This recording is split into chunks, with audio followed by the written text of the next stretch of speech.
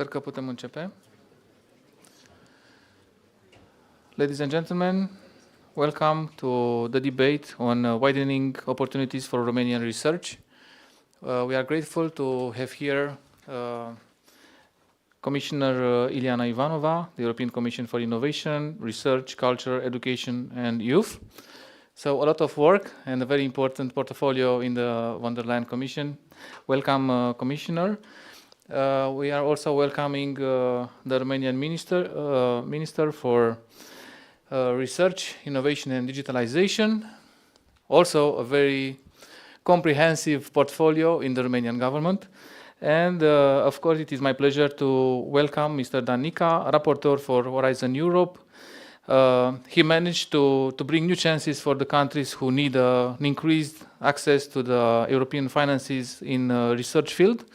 And of course, I have to welcome you all. As I understood, we have here in the audience, Commissioner, almost maybe even more, 2/3 of the Romanian community of research institutes, academia and private sector, all represented here. So we'll have the occasion, hopefully, to engage the dialogue. Cu această scurtă introducere, of course, I have to mention, if you need the translation between English and Romanian, you have the technical solutions provided by organizers. Numele meu este Dan Cărbunaru, sunt jurnalist, directorul platformei Calea Europeană și este o onoare ca astăzi să facilitez dialogul dintre oficialii europeni, pe cei prezentați și pe cei care urmează să vă prezinte soluțiile, viziunea Uniunii Europene în privința dezvoltării cercetării românești.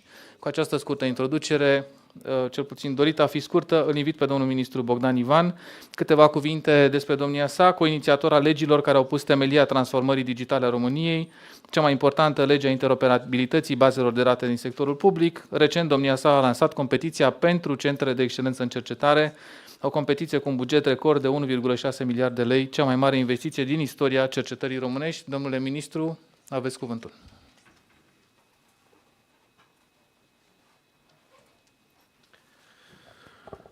Vă mulțumesc, sărut mâinile, bună ziua, doamnă comisar european Ileana Ivanova, domnule europarlamentar Dan Nica, domnule secretar de stat, distinși reprezentanți ai universităților, ai institutelor de cercetare, ai patronatelor. Mulțumesc foarte mult pentru prezența la acest eveniment extrem de important pentru viitorul cercetării și inovării din România. Vreau să fiu foarte scurt în contextul în care mesajul principal este așteptat de la doamna comisar împreună cu reprezentanții Direcției Comisiei Europene. Este un eveniment în premieră pentru țara noastră și pe această cale vreau să-i mulțumesc în mod special doamnei comisar Ileana Ivanova și în același timp unui foarte bun prieten, domnului europarlamentar Dan Nica, care este raportor pentru programul Horizon Europe, program din care îmi doresc ca pentru România ecosistemul nostru de cercetare să atragă cât mai mulți bani posibil. Avem o oportunitate uriașă prin mințile geniale pe care le au tinerii din România, oamenii cu experiență în ecosistemul de cercetare și inovare, atât din sectorul privat cât și din universități și din sectorul public. Iar din acest punct de vedere, mă bucur foarte mult să spun că în ultimele 6 luni de zile, Guvernul României, prin programe anuale sau multianuale, a deschis competiții care totalizează 5 miliarde de lei, adică aproape 1 miliard de euro. Competiții la care sunt eligibile atât institutele, cât și asocierea dintre institute și universități, cât și asocierea dintre ecosistemul public și cel privat. Știu că trebuie să fim corecți și să spunem că în ultimii 34 de ani cercetarea a fost oarecum cenușăreasa bugetului României. Știu că sunt încă foarte multe lucruri de făcut aici, dar în același timp, cred că vom putea să ne atingem ținta de a avea cel puțin 1% din PIB alocat pentru cercetare în situația în care vom reuși să punem la masă atât bani europeni, cât și bani veniți din privat. Iar în acest sens, sunt încântat să vă anunț că unul dintre dezideratele pe care le-am avut atunci când am venit în Ministerul Cercetării, Inovării și Digitalizării, și anume legea parteneriatului public-privat, într-o formă mult mai simplă, într-o formă adaptată nevoilor anului 2024 a fost votată în luna decembrie în Parlament, din ianuarie este activă și urmează să începem să lucrăm în această formă extrem de importantă în care punem la aceeași masă stakeholderi din sistemul public, stakeholderi din sistemul privat, pentru că până la urma urmei sunt convins că o națiune care vrea să fie lider va trebui să investească în tehnologie. Mă bucur foarte mult să vă anunț și faptul că România deja are pregătit o strategie pentru inteligență artificială și vă mulțumesc pentru inputul pe care l-ați dat. Suntem gata să o trecem prin guvern. În același timp, suntem gata să lansăm și o inițiativă foarte clară pentru strategia de quantum a României. Chiar ieri am avut o discuție și avem deja draftul și urmează să lansăm în dezbatere publică draftul pentru strategia de metavers a României și în același timp, în luna decembrie, am intrat și în rețeaua europeană de blockchain. România se transformă prin munca pe care dumneavoastră o depuneți și eu am onoarea ca de multe ori să vorbesc în numele dumneavoastră, dar meritul adevărat vi se datorează muncii pe care o depuneți zi de zi și pe care ați depus-o în ultimii ani și vreau să știți că aveți un partener în mine din acest punct de vedere.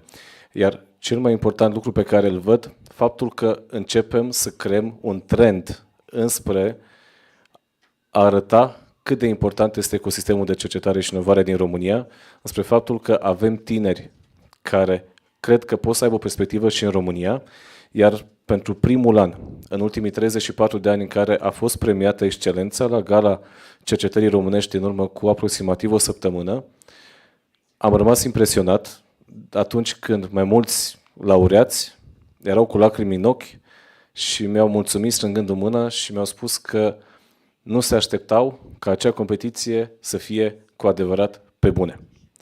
Și cred că acest mesaj trebuie dat peste tot. Știu că lucrurile nu sunt perfecte, știu că e greu să atingem perfecțiunea, dar atâta timp cât avem bună credință, cât vrem să fim corecți și să promovăm valorile adevărate, îmi doresc ca Ministerul Cercetării, Inovării și Digitalizării să fie liderul acestei transformări. E sezonul de primăvară și profit pe această cale ca să urez atât invitatei noastre, doamnei comisar Ileana Ivanova, o primăvară frumoasă în contextul Zilei Internaționale a Femeii, cât și fiecăreia dintre dumneavoastră care sunteți astăzi prezente aici și revin la ideea că poate nu se face primăvară cu o floare, cu un proiect sau cu un alt proiect, dar cu siguranță că ceea ce în ultimele 6 luni de zile împreună cu dumneavoastră am reușit pentru România arată că acea floare vestește venirea primăverii. Și mi-aș dori din tot sufletul ca peste 5 sau 10 ani, indiferent cine va fi în leadership-ul Ministerului Cercetării, Inovării și Digitalizării, împreună cu dumneavoastră să poată să spună că visul pornit în 2023-2024 a ajuns realitate, iar România este una dintre țările top 10 pe câteva linii foarte clare în domeniul tehnologic. Așa vom deveni lideri ai regiunii noastre, așa vom fi un hub regional.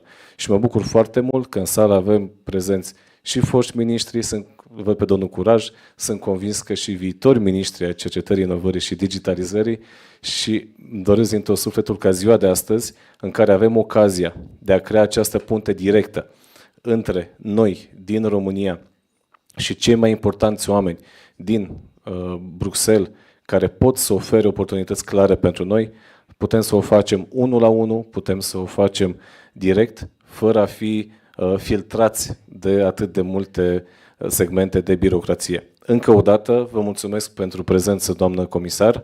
Aveți atât în mine, cât și în echipa de la Ministerul Cercetării, cât și în ecosistemul din România, prieteni și aliați și vreau să știți că vă puteți baza pe noi în ceea ce urmează să faceți. Și mulțumesc încă o dată domnului europarlamentar Dan Nica pentru faptul că este neobosit în a promova lucrurile bune și oportunitățile pe care le avem în România în raport cu banii veniți dinspre Comisia Europeană. O zi cu succese foarte pragmatice și abia aștept să intrăm în discuțiile tehnice la care o să răspundă cei mai importanți reprezentanți ai Comisiei Europene în materie de finanțări în R&D.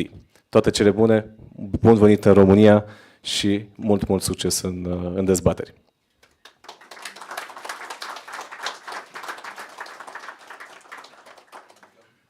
Mulțumesc frumos, domnule ministru. Într-adevăr, vocea noastră contează, activitatea noastră contează, prezența doamnei comisar aici, prezența domnului ministru, conducerea ministerului, dar mai ales, aș spune, prezența raportorului programului Horizon Europe, care este un furnizor de speranță, de soluții și de resurse importante, fără de care activitatea noastră de cercetare n-ar putea funcționa. Punerea alături a resurselor este soluția în Uniunea Europeană și poate puține persoane în Europa sunt mai potrivite să vă vorbească astăzi despre Horizon Europe și oportunitățile suplimentare pe care, grație intervenției politice a domniei sale în Parlamentul European, mă refer acum evident la domnul eurodeputat Dan Nica, pe care îl și invit acum să vă transmită mesajul domniei sale. Mersi, ești prea drăguț. Sărmâinile, bună ziua! Dragă Ileana, vorbesc în limba română pentru că eu întotdeauna când sunt acasă și nu numai acasă și la Bruxelles vorbesc tot în limba română pentru că mesajele, ca să poată să fie auzite și să poată să fie bine transmise, trebuie să utilizezi propria ta limbă. Mulțumesc mult pentru că ai venit aici și mulțumesc mult pentru că la întâlnirea pe care am avut-o ți-am spus că nu mă simt confortabil cu modul în care România atrage fondurile europene, nu mă simt confortabil cu suma pe care am atras-o prin mecanismul de widening, nu mă simt confortabil cu modul în care funcționează mecanismul de hopon și există un sentiment de frustrare și cuvântul, și am să vorbesc direct, de discriminare care este resimțit de comunitatea de cercetători din România în ceea ce privește accesarea proiectelor pe diverse apeluri de proiecte. Și am spus acest lucru foarte direct pentru că cu mulți dintre dumneavoastră m-am întâlnit, vă mulțumesc. Și să știți că doamna comisar Ivanova este o persoană care este extrem de dedicată și foarte precisă. Și mai ales are un spirit al dreptății extrem de bine dezvoltat și știe cu mare precizie dacă sunt lucruri care trebuie să fie reglate. Și a venit aici ca și un mesaj. Cercetarea românească este la fel de importantă și la Bruxelles, și la București, și la Sofia, aș putea să spun. Deci nu există nicăieri undeva unde să apară un element care să aibă vreo legătură cu partea de discriminare. Și atunci de ce sunt cifrele astea? Eu mă întâlnesc cu doamna comisar foarte des. Și în spiritul transparenței, pentru că în principiu Comisia Europeană trebuie să raporteze Parlamentului European diversele progrese, m-am uitat și eu ca și dumneavoastră. Eu nici nu pot să vă dau cifrele care le am. Dar aș putea să vă spun că în principiu primele 10 companii care au accesat proiecte europene au cam toată România. Deci primele 10 că toată România. Prima are de 2 ori jumate cât România. A doua, these are not public data, right? Deci, pot să vă dau niște ordine de mărime. Prima are peste 500 de milioane de euro absorție, a doua 270 și primele 10 nu se oprește niciuna sub vreo 150 de milioane de euro. Cum nimeni nu-i perfect, eu am fost raportorul pentru Horizon Europe, ceea ce mi-a permis ca să schimb propunerea făcută de către comisie, care a făcut-o cu bună credință și să introducă anumite elemente suplimentare. Partea de widening. Widening înseamnă că e o sumă de bani care poate fi accesată doar de cele 13 țări care sunt sub media europeană. Nu e o sumă mică, sunt vreo 4 miliarde de euro. După care am spus, am băgat mecanismul de hopon. Hopon înseamnă așa: ca să poată excelența în cercetare să existe și să poată să fie, să spunem, accesibilă și pentru România și pentru alte țări, este bine ca universitățile din România, institutele de cercetare, firmele din România să poată să intre în consorții cu firmele mari, reputate din astea de sunt pe primele 10, dar sunt aceleași de 20 de ani, nu s-au schimbat, care să poată să intre într-un proiect și atunci profiți de experiența și de expertiza pe care o are cineva care este foarte bun, că altfel n-ar fi primit banii ăștia, că banii ăștia se acordă numai unui proces foarte elaborat de evaluare a tuturor proiectelor și îndeplinirii tuturor condițiilor și cei din România să beneficieze de experiență, dar vin cu banii din widening. Deci dacă, de exemplu, una din primele 3 au un consorțiu, de exemplu, Fraunhofer și cu Universitatea din Loven, care are mai multe asigure decât toată România, ar putea să ia o universitate sau institut de cercetare și proiectul lor să spune de 20 de milioane de euro. Eu or să spun, nu te iau, că nu parte 20 de milioane de euro ale mele cu tine. Dar, în schimb, primul care spune Hopon poate să-și ia partea din widening și să vină în cadrul proiectului, aducând o contribuție fără ca să afecteze sumele de bani care sunt alocate pentru proiectul respectiv. Și toate aceste elemente împreună cu un lucru foarte important care l-am introdus. Cu mulți dintre dumneavoastră am mai lucrat, nu-l văd pe Tudor Presicariu aici, pe secretarul tău de stat, Bogdan. Dar să știți că am făcut o chestie atunci foarte bună. Un alt element de discriminare era așa, că dacă într-un proiect era un cercetător român cu unul din Belgia, Belgia fiind cei mai bine plătiți cercetători, ăla lua 1000 de euro din Belgia, la noi cercetător român la 3000 de euro. Acum am introdus același element, egalizarea, plată la muncă egală, plată egală. Și am avut un sprijin. Comisar înaintea doamnei Ivanova a fost Maria Gabriel. Ne rugăm să devină prim-ministru al Bulgariei zilele următoare, săptămânile următoare. Ca să aibă și cei din comisie o dublă presiune, și Parlament plus Consiliu. Și am reușit să depășim toate aceste elemente de început, pentru ca tot ceea ce înseamnă implementarea acestui program să poată să intre în pașii care trebuie. Ce am mai constatat, tot în discuția mea cu doamna comisar, cu cei de la DGRTD, că există o lipsă de informare. Dom'le, este cumplit de greu să afli ce apel de proiect este deschis, care sunt condițiile, nu sunt nici toate foarte clare, este foarte complicat să găsești pe cineva care să-ți răspundă ce trebuie să fac, cum trebuie să fac. Și aici am avut un răspuns foarte pozitiv din partea Mariei Gabriel. Maria Gabriel a plecat, este viceprim-ministru acum al Bulgariei, dar doamna comisar Ivanova a introdus acest element de a ușura interfața cu cei care au nevoie de informații, astfel încât informația să fie și accesibilă și să o poți și înțelegi. Deci, un instrument informatic de acces la aceste informații nu trebuie să fie o chestiune super sofisticată, că nu este rocket science. Ea trebuie să fie, dimpotrivă, o chestiune care să-ți permită să te uiți, să știi în timp util când este deschis un apel de proiecte, care sunt condițiile de participare, care este bugetul, care sunt cerințele minime obligatorii care trebuie să le deplinești și așa mai departe. N-aș vrea să fiu foarte critic. De când ne-am văzut la precedenta conferință, există o îmbunătățire. Știu câteva universități care acum au 10-20 de proiecte deja pe Horizon Europe, ceea ce înseamnă că există o parte pozitivă, care a fost, semnalul a fost foarte bine înțeles și este foarte în regulă. Ceea ce vreau ca să știți, și acest mesaj este pentru că doamna comisar nu a venit doar domnia sa, doamne, s-a venit să vă spună și o să vă spun câteva lucruri foarte interesante, pentru că este o persoană care îi pasă de modul în care are loc sau cum este dus la bună îndeplinire programul ăsta pe cercetare Uniunea Europeană, ca să nu rămână doar o lozincă. Eu urăsc și dumneavoastră urâți la fel partea asta cu lozincile. Cum facem concret, pașii concreți. De asemenea, sunt mulți din la DGRTD, avem persoane în fața dumneavoastră cu care eu, în mecanismul de scrutinity al lui Horizon Europe, am lucrat și sunt persoane care chiar știu ce au de făcut. Vor fi și online, dar eu vreau să vă spun ceva.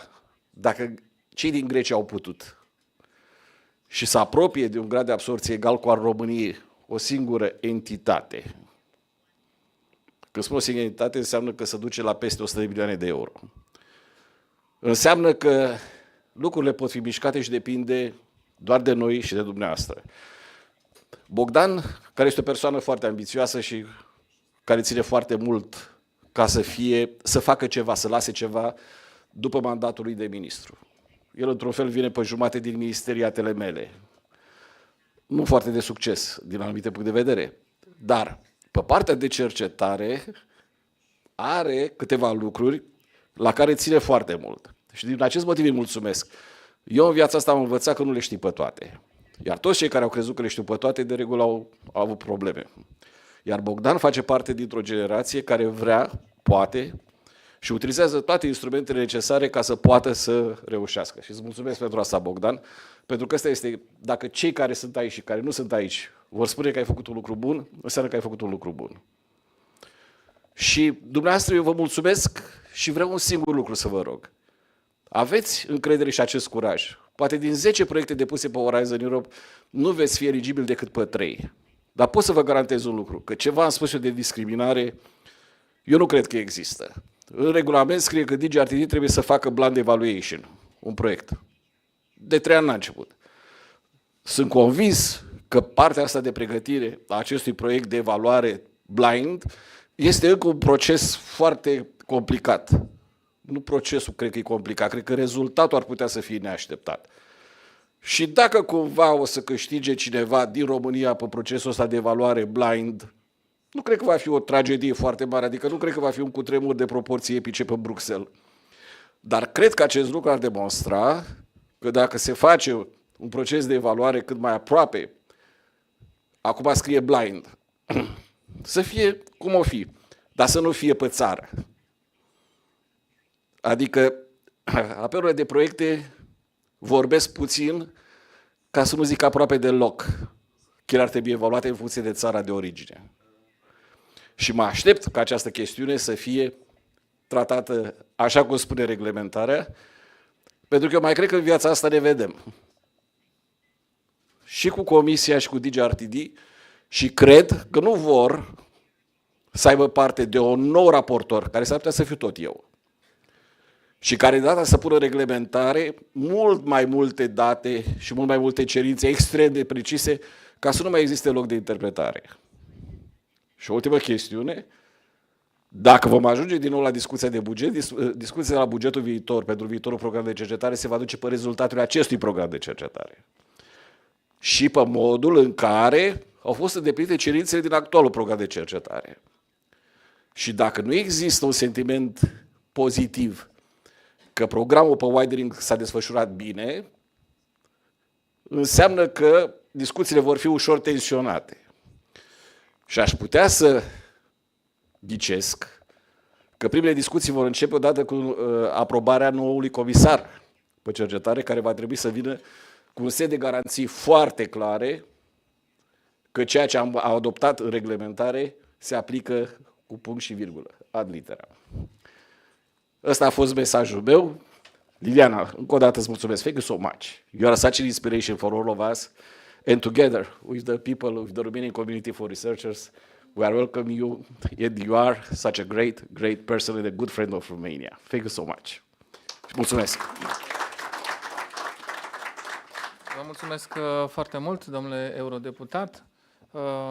Privim cu optimism nu doar ambițiile bune ale domnului ministru Ivan și promisiunea noastră de a urmări în continuare modul în care se implementează la nivel european, inclusiv în România, programul de cercetare Horizon Europe, dar în același timp privim ca fiind de bun augur seriozitatea implicării comisarului de profil. V-ați vorbit mai devreme despre doamna comisar Maria Gabriel și am avut privilegiul de a participa la evenimente publice, inclusiv în România, la care doamna comisar a acceptat atunci să facă parte, tocmai pentru a populariza oportunitățile oferite de Uniunea Europeană și mă bucur foarte mult, doamnă comisar, că astăzi, împreună cu dumneavoastră, putem să mai facem încă un pas înainte în acest format și sperăm să aveți ocazia, după declarațiile de presă, să reveniți și poate să și interacționăm cu cei care reprezintă cercetarea românească. Madam Commissioner, you have a strong experience and you also were a member of the European Parliament, Vice President for Budgetary Committee, and also your experience in the European Court of Auditors. So you know very well how to put the right vision in the right place. We are looking forward to see how is your message for Romanian community, and we are grateful for bringing with you representatives of DG RTD, which is very important for the knowledge that people are hoping to receive today, both off and online, of course, and we are happy to invite you to have the floor, please.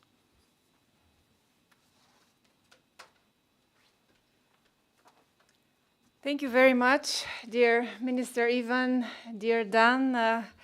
You've raised the expectations very high, and I will try to respond to these expectations, but let me first start by saying that I'm truly very, very happy to be here today in Bucharest with you to talk about the opportunities about Romanian research and innovation.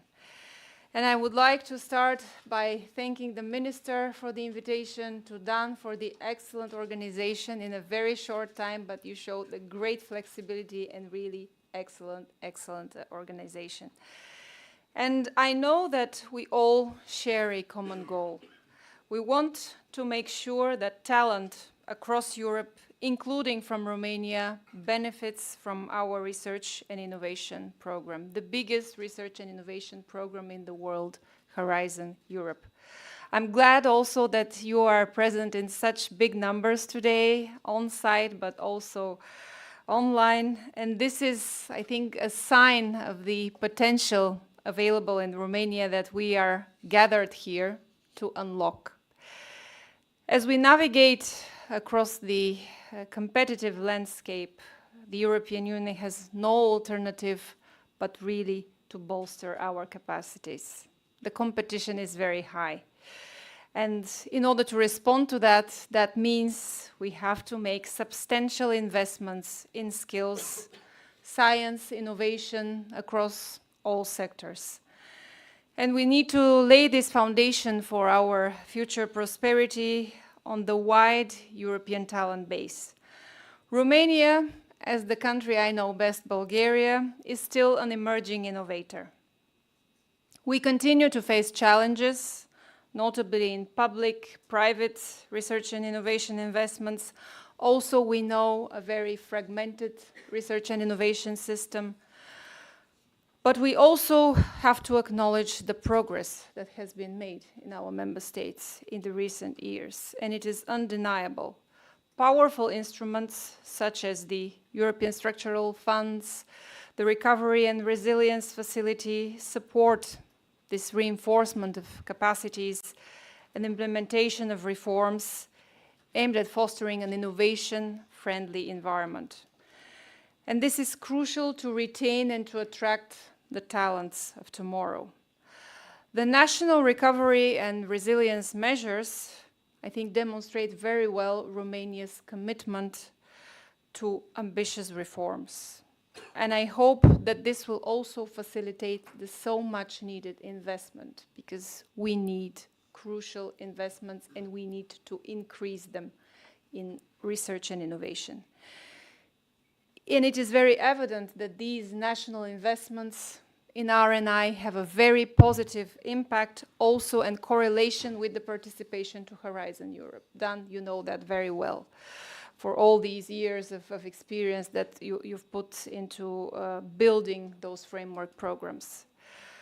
Romania's performance under Horizon Europe is steadily growing. I think I could mention here a few numbers.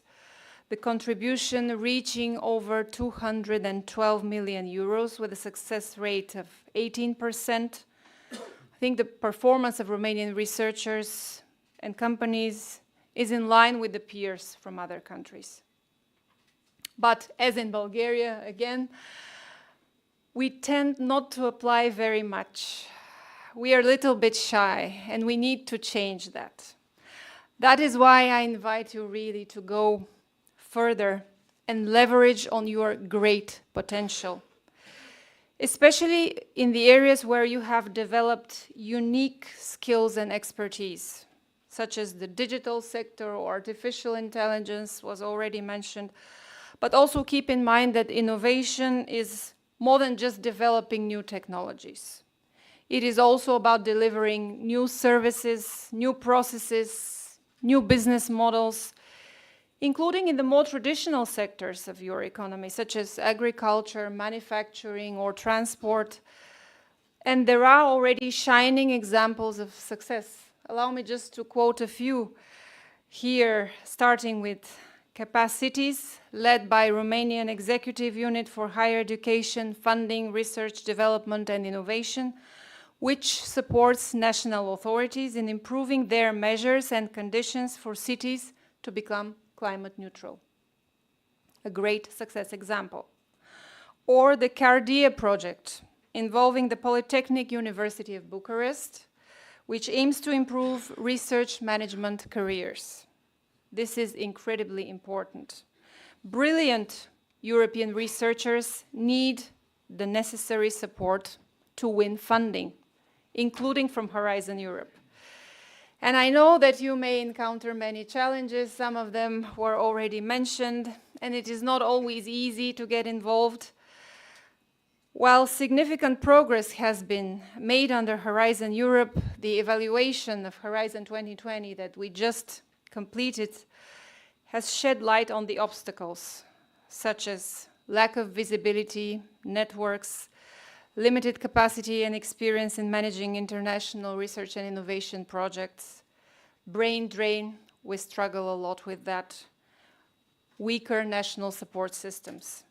So addressing these problems requires a collective effort of all sectors and disciplines. And I know very often we mention national reforms are needed, yes, and you are working very hard on that, but on our side, I have to say that we also need to improve the program itself. And as Dan mentioned, from day one, I was a very strong proponent of simplification, making our programs more accessible, more easy to understand, especially for the small and medium beneficiaries, for the newcomers that face that for the first time. And we are working hard on this. In the coming months, as you rightly said, Dan, this mandate will be over, but my aim is really to set the grounds for the next Commission, to prepare the grounds for the next framework program, really addressing those challenges and weaknesses that were identified in Horizon 2020. Today we will find out more about the support and the opportunities that we're offering on the different widening actions, because this is the subject of today, specifically for countries like Romania, Bulgaria, Eastern European countries. You will hear how your companies and research organizations can get involved in European cooperation projects. Your talented scientists can get support for their promising research, and how your young talent can benefit from our mobility actions.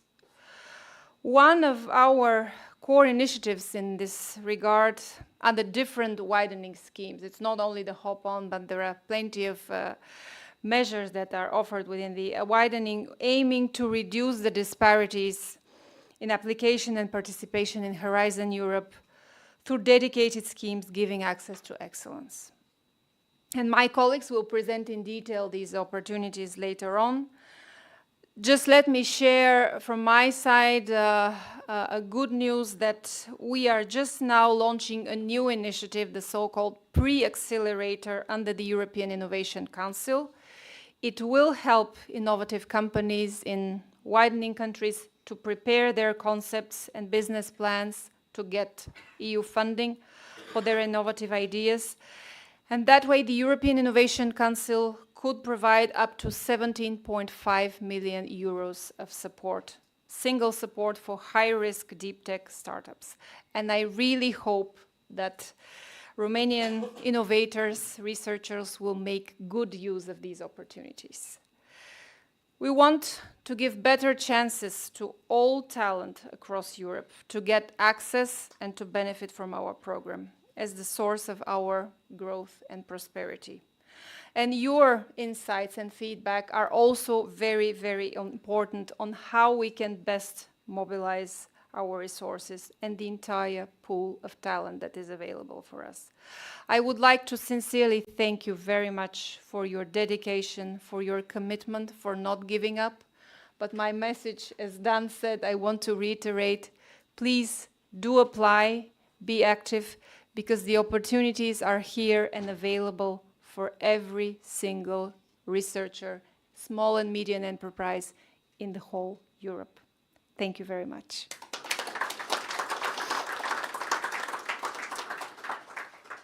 Thank you very much, Commissioner. And as two important reports are ongoing, ordered by the European Commission, LETA report and the Draghi report, we will see how the future of the single market and how to use the competitiveness of Europe to challenge, to deal with the challenges at the global level with our American friends or Chinese or some other parts of the world, where the research and innovation process is also very important. So the solutions that you brought here today in the front of us and our audience I'm sure that it's going to be more than relevant, especially in this period, because we know in this part of Europe, and you know also as a Bulgarian official, of course, European high-level official, but having a background closer to Romanian one, we know all the time we are speaking about how many ranks of citizens are in Europe, and we want to be only one. And for sure, the elites in the research are having also the same kind of ambition to be on the first place all the time. So if it's a matter of opportunities and information and communication, this is the right place to be. And thank you so much. And as I was instructed to remember you that the media is waiting for the press declarations, whenever you want to join the media, we will be ready anyway to engage for the next step of our dialogue. Yes. De asemenea, am fost anunțat că după declarațiile de presă ni se vor alătura pentru a putea eventual răspunde la întrebările dumneavoastră. Între timp însă îi rog pe colegii de la tehnic să ne asigure că avem conexiunea cu doamna Ana Panagopoulou. Hello. Hello, Mrs. Panagopoulou. I hope you can hear and see us. Is it all right? We cannot hear you, unfortunately. But we hope to solve this problem in the meantime.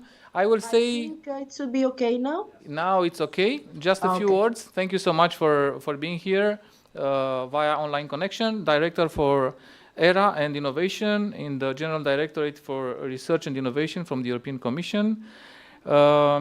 Head of the directorate responsible for the policies for research and innovation, consolidating the engagement with the citizen and society, academics, research and infrastructure for research and industry. So you are one of the key persons that everybody in the room is looking to. We are looking forward to see your insights and then to continue the dialogue. Thank you so much. Thank you very much for the invitation, and I'm really sorry for not being able to be with you. Unfortunately, it was not possible to take a flight to come to your meeting. Nevertheless, the new tools allows us to have this presentation, and then, of course, my colleague Manuel Alessio is with you to reply to any questions that you may have, and to bring me back your reactions to our presentations and the feedback from the meeting. Today, we are discussing one topic which is extremely important, is the opportunities provided under the Horizon Europe program and the framework programs for research and innovation for widening countries. And as you know, this is the first time that we have such a high budget dedicated just to widening countries under the framework program, which is around 3 billion euros. The reason that co-legislators agreed on this amount is that on the one hand, to address the lower participation of widening countries across the framework program, and on the other side, to address the persistent innovation divide in Europe. And as mentioned by Commissioner Ivanova, the European Commission services are closely monitoring the implementation of the program and the way countries use the widening instruments, the traditional ones, such as teaming, twinning, and ERA chairs, but also new instruments, such as the Hop-On and the ERA talents. What we observe is that participation of widening countries has been increased under Horizon Europe. Not surprisingly, though, there are significant disparities, also among widening countries, reflecting in their participation patterns and success. Some front-runner widening countries are close to Western European countries or even outperform them. Romania still has a success rate of eligible applicants below the EU average. Nevertheless, it is important to note that Romania has made important progress over the years. Under Horizon Europe, Romanian participants have already received a bigger share of the budget compared to Horizon 2020, and we are still in the middle of the program. And Romanian participation in Horizon Europe has already increased in comparison to Horizon 2020. However, we all recognize there is still room for improvement for Romania, especially while keeping pace against a rapidly changing innovation landscape. In this context, we have taken the initiative to organize targeted information events for Romanian participants, presenting and explaining in more detail the specificities of Horizon Europe calls. And we are very happy to further continue our communication efforts. This event today is one of these efforts that we do for Romanian beneficiaries. In this context, we appreciate very much also the close engagement of the responsible national contact points for this. It is evident that the root causes of the persistent divide in participation and scientific excellence are multiple. As Commissioner Ivanova explained, those causes is also low levels of public and private R&D investments, coupled with weaknesses in the functioning of the scientific system. But it is also the way the program is organized, and Commissioner Ivanova already said that we are looking very much towards further simplification of the program or addressing the remaining challenges for widening countries through dedicated instruments, such as the pre-accelerator instrument for EIC. Member states' R&D investments are highly uneven in the EU. And in this context, use of instruments beyond the Horizon Europe, such as structural funds and resilience and recovery funds, is very important to increase the R&D investments and to promote the necessary reforms. We are happy to see that Romania allocated important investments in this context to research and innovation. But also, under Horizon Europe program, we have tools such as the Horizon Europe Policy Support Facility, which supports the R&I reforms. The first one, Policy Support Facility Country Review of the Romanian Research and Innovation System, concluded in June 2022.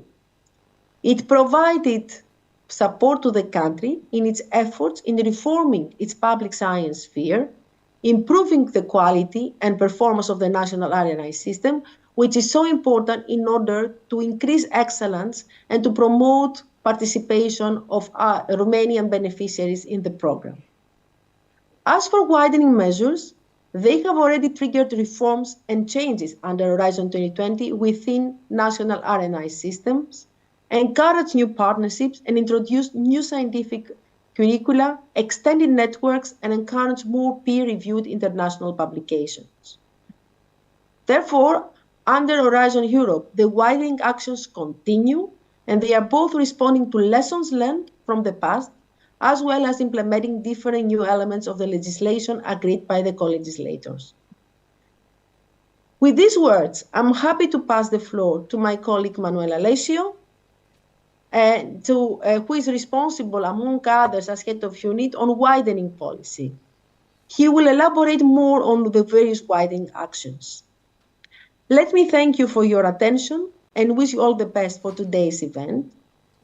I hope to see you soon in person, either in Brussels or in Romania, and we are still committed to continue the dialogue with you, and we're looking forward from your feedback as well. Thank you very much. Thank you. Thank you, Director Panagopoulou. Of course, you are welcome in Romania, and the scientific and research community will welcome you every time you will have the opportunity, or at least the flight schedule will function. And we are very happy indeed to welcome here Mr. Manuel Alessio, Head of Unit ERA, Spreading Excellence and Research Careers, European Commission Director General for Research and Innovation, having a background as a diplomat and being a Portuguese citizen. We just checked a little bit the common roots of Romanian and Portuguese language earlier. But he chose to speak not in Portuguese, but into English. And I will kindly ask you, Manuel, to have the floor and to present the opportunities offered by widening system for Romanian researchers, and then together with your colleagues to engage the audience and to take as many questions as we will successfully take. So you have the floor.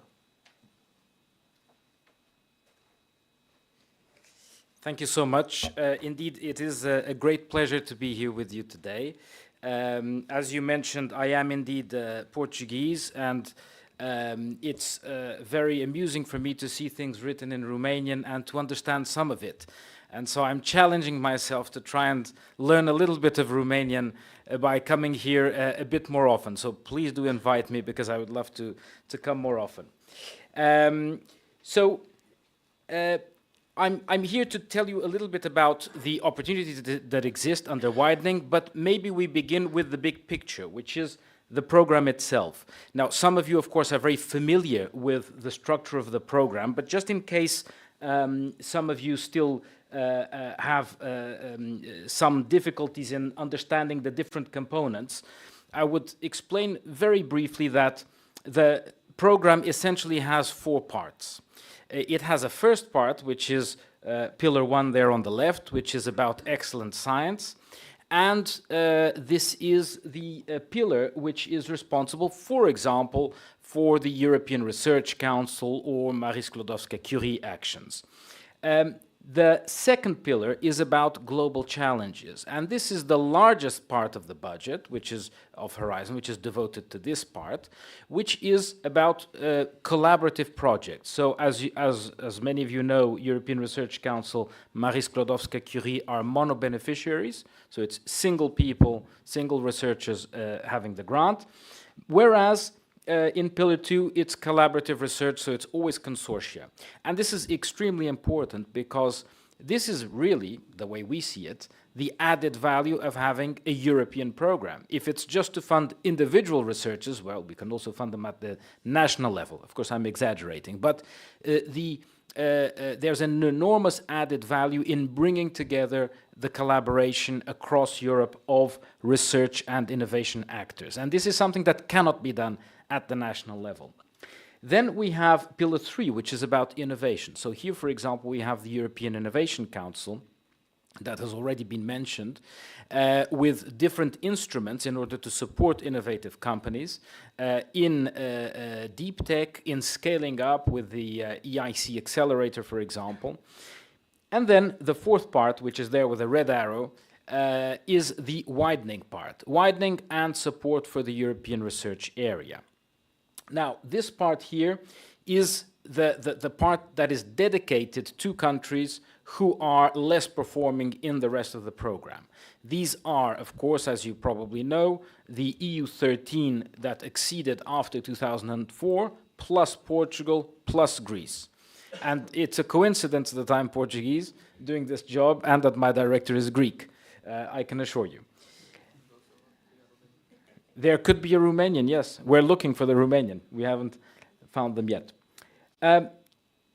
What was mentioned at some point by Mr. Nica was the issue of looking for information. The Commissioner also mentioned simplification.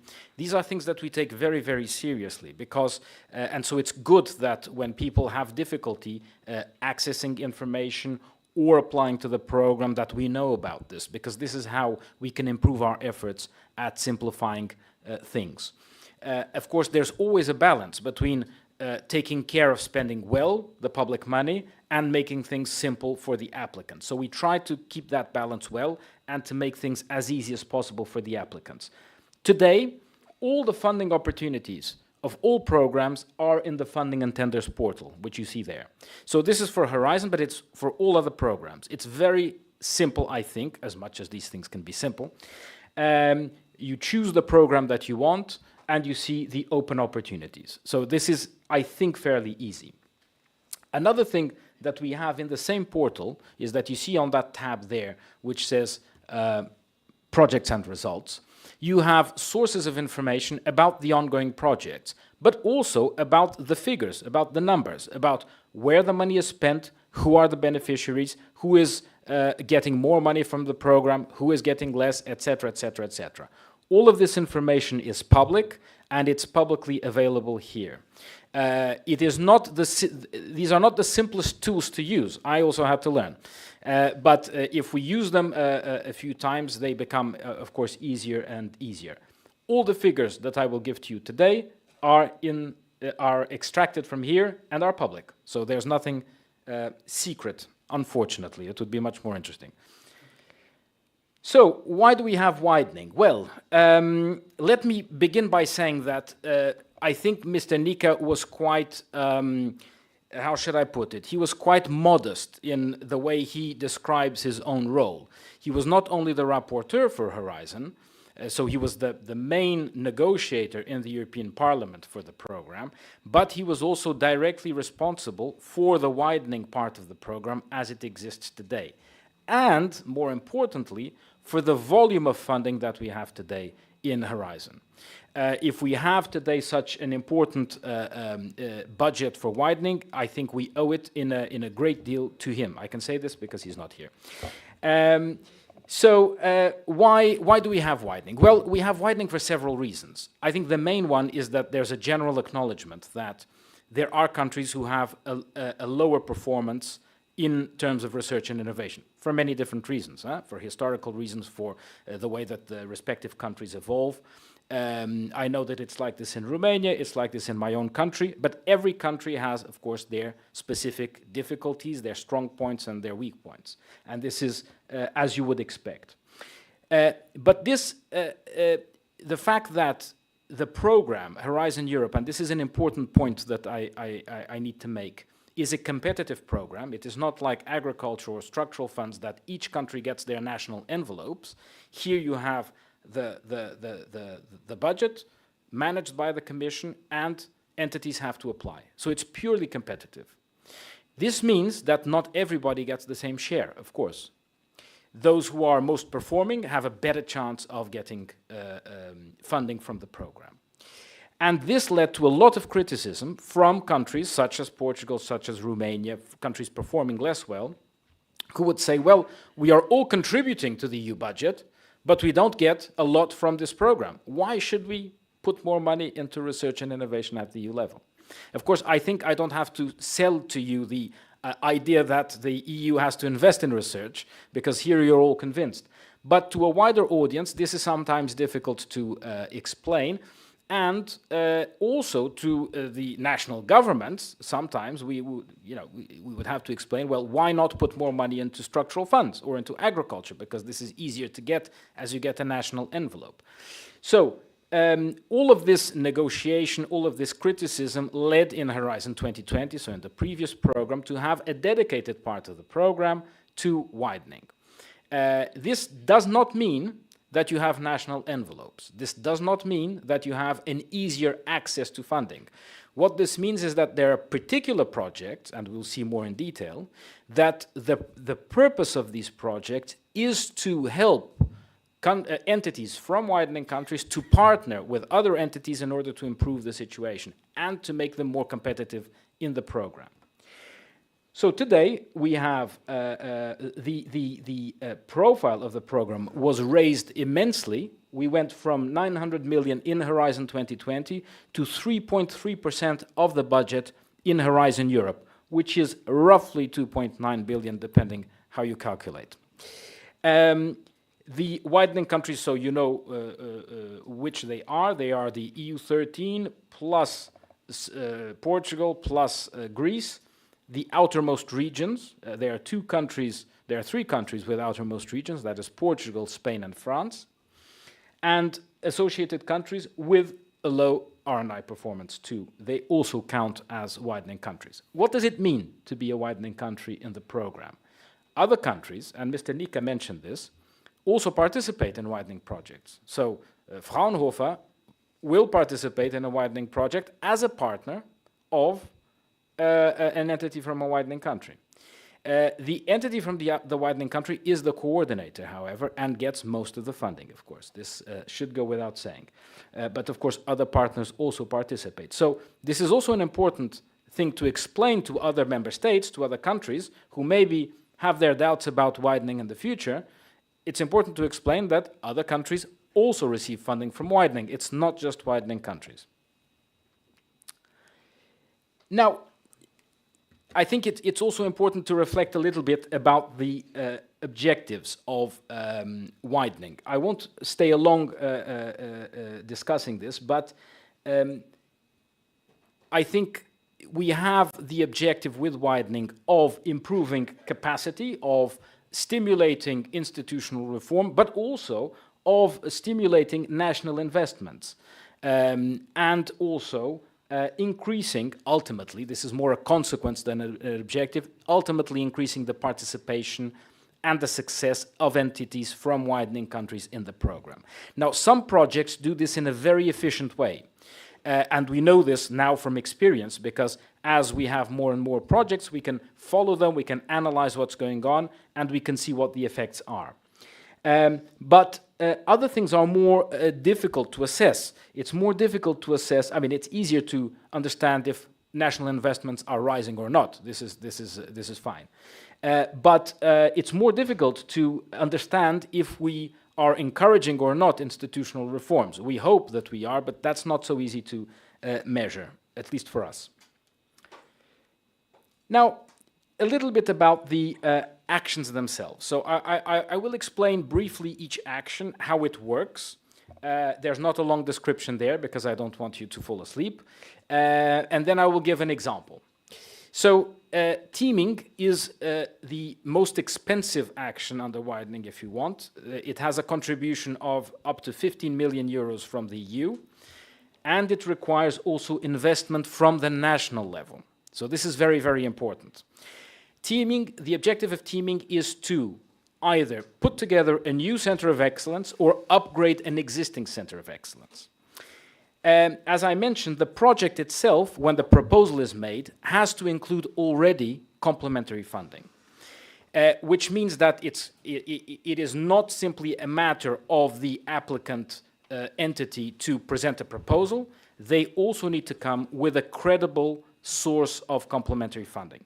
Most of the time, this complementary funding comes from structural funds, but this is not necessarily the case. It can come from private sources.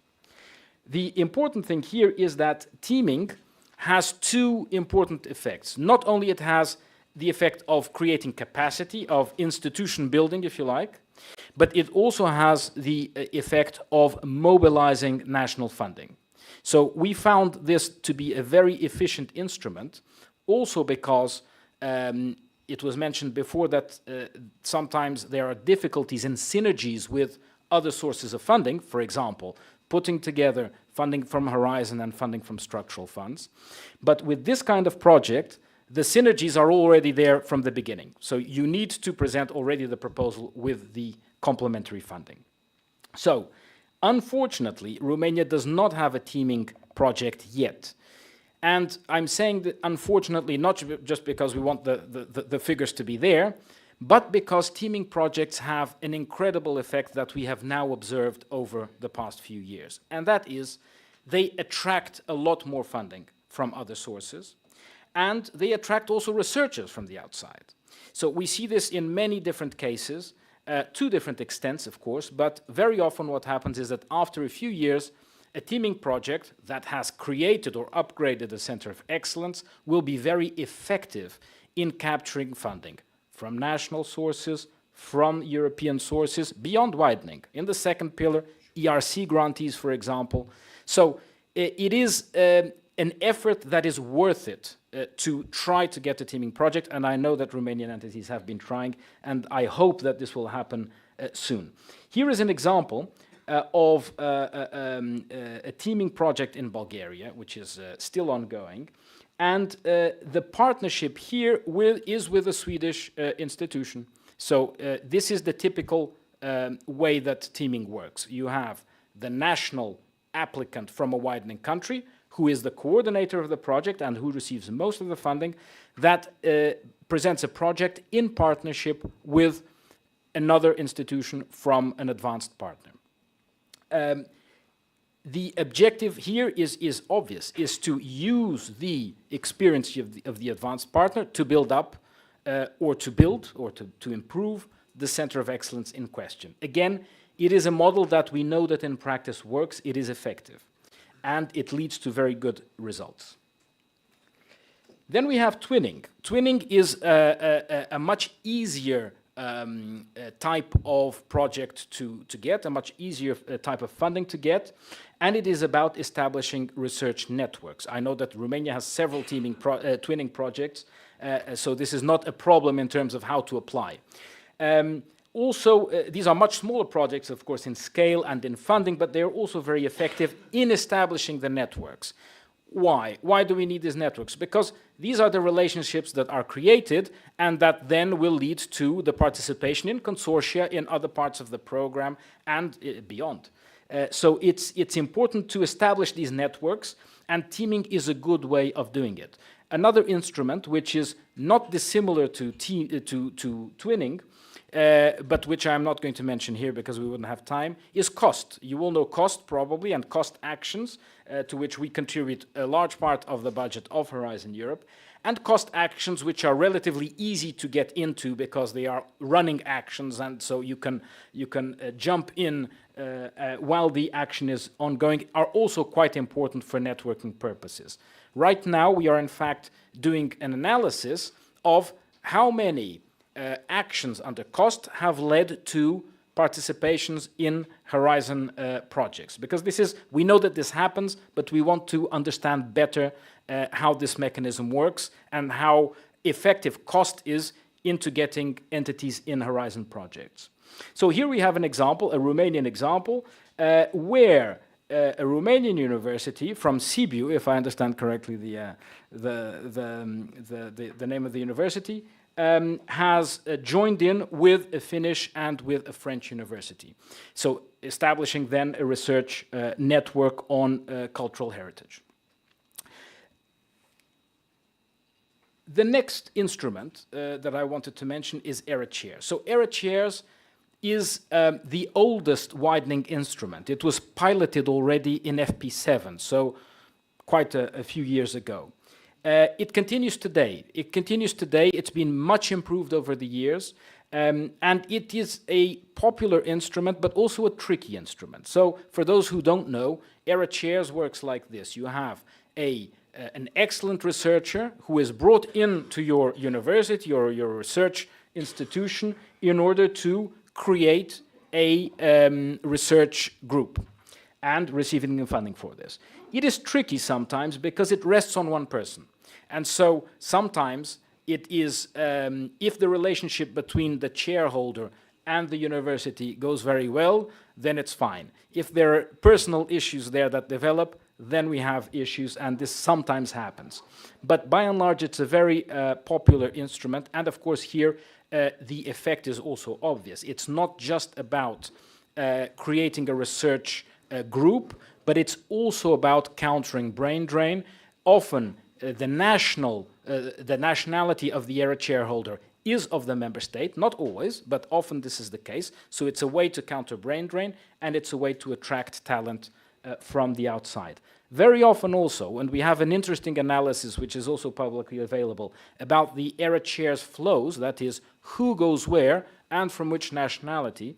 And it's very interesting to see that the third country that was most popular for being the source of ERA shareholders before Brexit was the UK. This is not a big surprise. Not the nationality, the origin of the country.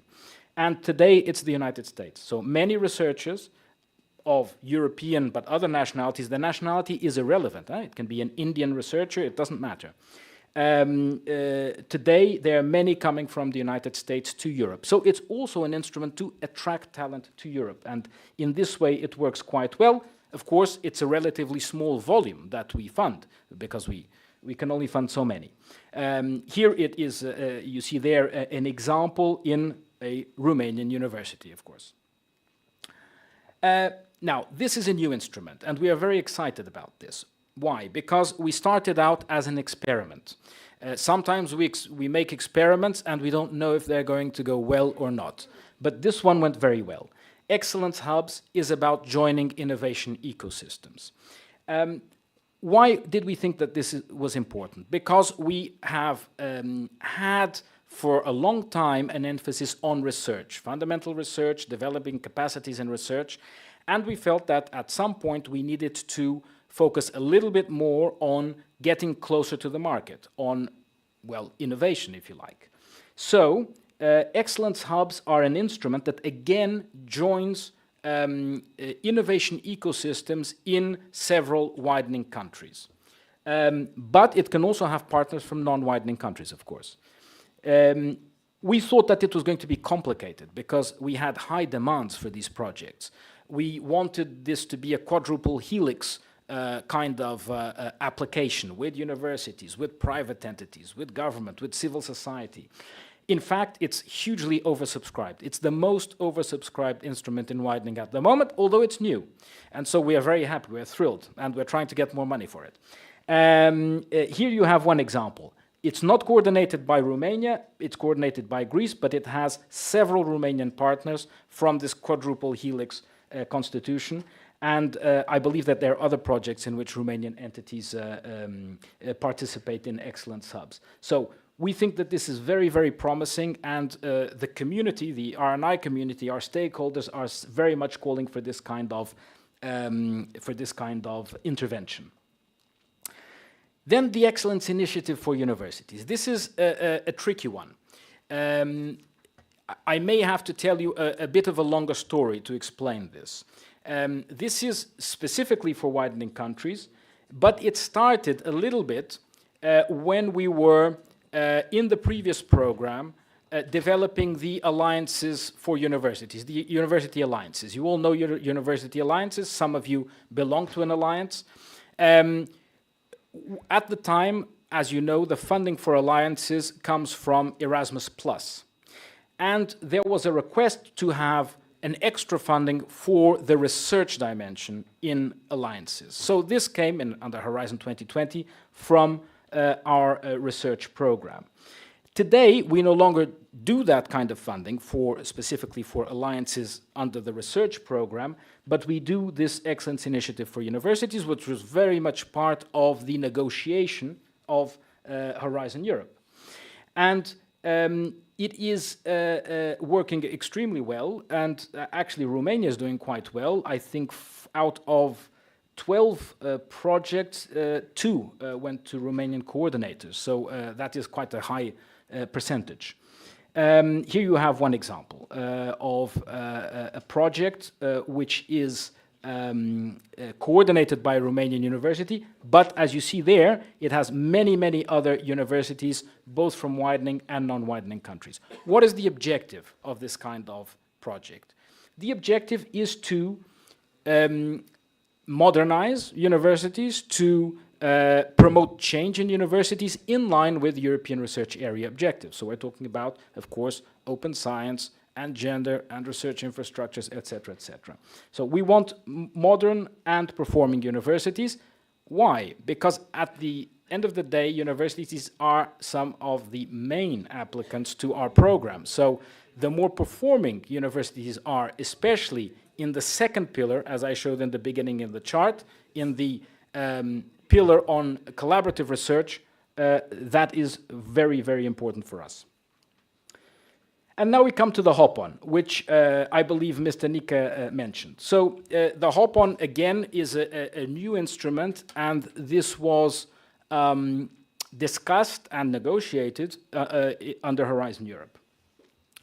And it is a tricky instrument to put in place. The rules for the hop-on are very simple, but then the practical application is a little bit more complicated. The rules are simple. If you have a consortium under Pillar 2 or the European Innovation Council Pathfinder, these are collaborative projects, and this consortium does not have a single entity from a widening country, it is possible for an entity from a widening country to join this consortium already when the grant has been signed. That's why it's called a hop-on. The entity jumps onto the new consortium. This has several practical difficulties. For example, the difficulty of identifying the eligible projects, the difficulty of bringing together interested entities and the interested consortia. How do we do this matchmaking, for example? There's also another problem, another danger, if you like, almost a moral danger, which is, would there be a risk of a consortium to think, well, why should I bring a partner from a widening country if I can bring them after I sign the grant and then get extra funding? Isn't that a more clever way to use this instrument?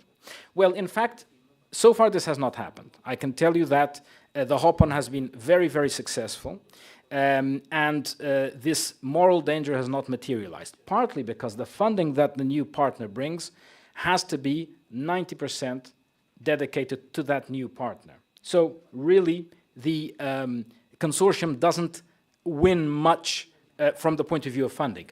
What does the consortium, though, win? This is very interesting, because we recently did a survey among many of the entities who participated in this mechanism. And what we found was very interesting. What the consortia told us, what the coordinators of consortia told us, was that the hop-on was an opportunity to add a new partner with a new experience, to add, even to enlarge the scope of the project with a new expertise that the consortium didn't have originally. So we think that this has been very effective so far. It's been very, very popular, much more than we had hoped, because we thought that this would be, in practice, difficult. It's not easy, but not as difficult as we thought. And it has been effective in terms of opening up the networks and integrating new partners in these consortia. What I do believe is that this is probably something that in time, and in time I mean possibly in the next program, needs to be rethought or even phased out, because I don't think you can continue always with this possibility of adding new partners with additional funding after a consortium, after a grant agreement is signed, and those of you who participate in projects know exactly what I'm talking about. But I think for now, the aim of this particular type of initiative was to say there is an additional possibility to add new partners to a recently signed consortium, and it has in fact worked very well. So here you have an example with a Portuguese entity who hopped on a project which is about issues that, frankly, I don't understand, because I'm a lawyer. Now, mobility schemes. We have two mobility schemes under Horizon Europe, and these schemes have the specific aim at encouraging brain circulation in two different ways. The ERA fellowships try to bring researchers to entities in widening countries. How does it do that? Well, actually, we're very proud of this instrument because it's very, very simple and easy to use, and it's very popular. And I know that Romanian researchers have benefited from it. It works like this. You all know Marie Skłodowska-Curie actions, right? So when you apply to a Marie Skłodowska-Curie action, and that application is to an entity in a widening country, you are automatically eligible to an ERA fellowship. Which means, if you don't get the MSCA grant because there was not enough funding, but you are assessed positively, you are automatically eligible for funding under ERA fellowships with funding from widening. So it is a kind of a safety net to say, all right, well, your application was excellent, there was just not enough money under the MSCA because there's always a budgetary limit. Because you are going to a widening country, you can get extra funding from widening. And let me be clear, the nationality of the applicant is irrelevant, of course. What is important is the geographical location of the entity. So this has worked really well, and why we're happy with it is, and we go back to the issue of simplification that we've mentioned also at the beginning, is that it's very simple to use. We use the MSCA application process. The applicant doesn't need to do anything to click on any extra buttons. There's automatic eligibility. ERA Talents is more complicated, not as simple. ERA Talents is about intersectoral mobility, and we all know how important this is. If we take a step back, we know that we have today in Europe around 2 million researchers, depending on how you count. All of this talent, all of this investment that we put into training researchers cannot be absorbed by universities. It's just as simple as that. And so all of this talent needs to be used properly, namely by companies, for example, by SMEs, who need to know who to recruit, how to recruit. This is a scheme that addresses that and puts together consortia with universities, with SMEs, etc., in order to promote the employability of researchers among different sectors. So it's really about intersectoral mobility. And it's a recent instrument, but it has some very interesting results. One consortium, for example, that I've seen with a lot of interest, used this project for a consortium. We normally think about intersectoral mobility in scientific domains, in hard sciences or in the life sciences, between companies, between universities. Here, one project used this in the area of journalism, for example, research on journalism and on the press, because of the freedom of the press and so on and so forth, which I thought was a very interesting angle that we hadn't thought about, but the applicants did, and they got a project. So that was quite interesting. Now, this is just a small indication on the upcoming opportunities. Now, two of them are no longer upcoming because they closed today. So you have to run after this meeting if you want to make the deadline. But these are the next dates in which you will have the opportunity to apply.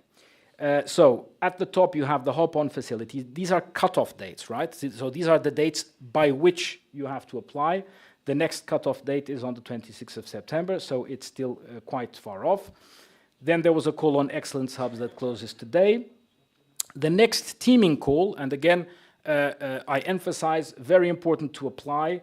The next teaming call is opening in December 2024. There is time to prepare the projects, of course, and then there's a two-stage process, so it's quite a long approval process. It's the last teaming call under Horizon Europe. It takes very long, of course.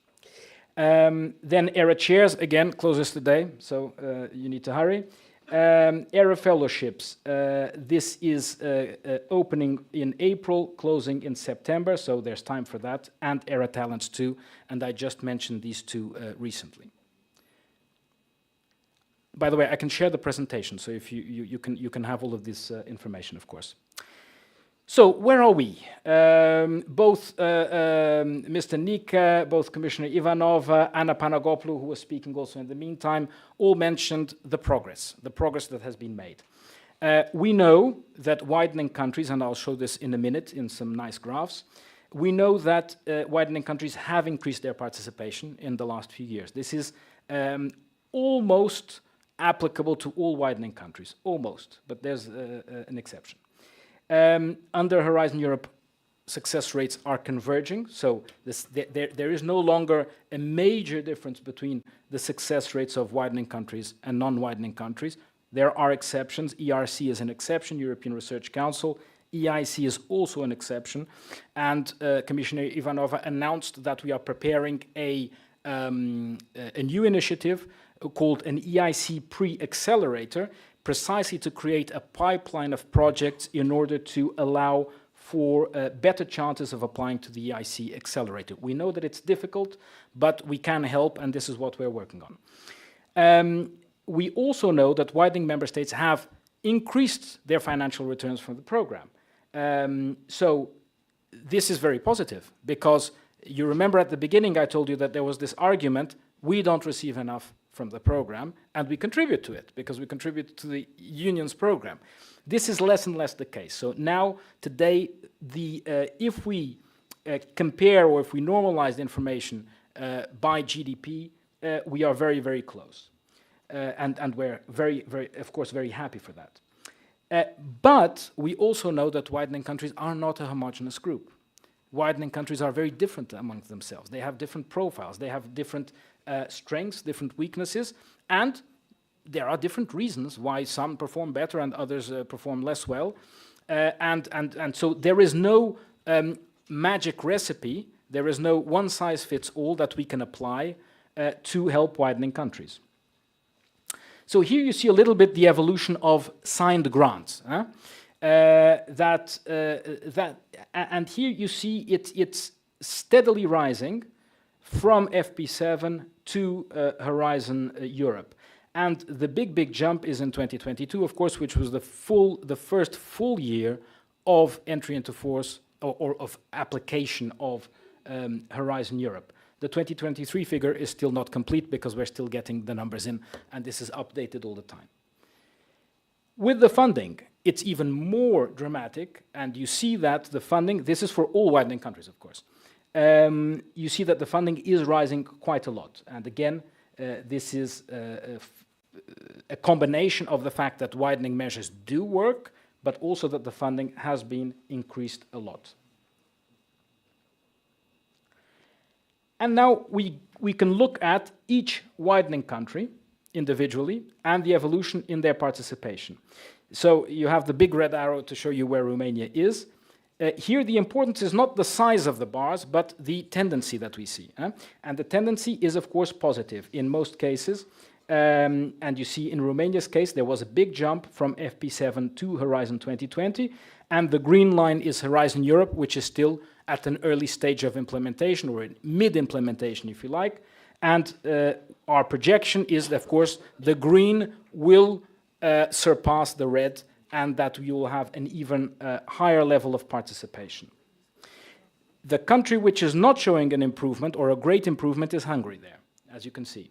So Hungary has a very small increase from FP7 to Horizon 2020. If we look at the funding, the actual money received, you see there the positive trend of Romania. So Romania has been growing steadily, and so already at less than half of the implementation of Horizon Europe, you already have received more funding than from Horizon 2020, and so you will surpass it largely by the end of the implementation. And unfortunately, if you look at Hungary, it's the only case where the actual funding received has decreased by comparison to FP7.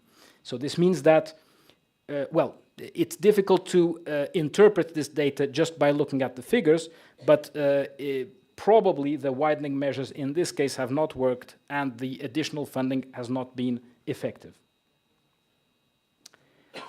So now we look at the funding per country in Horizon Europe. Yeah? And you see that without a big surprise, the the country to which that receives most funding is Germany, and Romania is in 17th place, right there. So what we think is that there is potential for Romania to move up, and we hope that by the end of the application, these are figures still from 2023. And we hope that by the end of the execution of Horizon Europe, Romania will have moved up. These are, of course, figures in the middle of the implementation. But this gives you an idea of where we are, and I think this is important. So, how are you successful in Horizon Europe? What is the secret?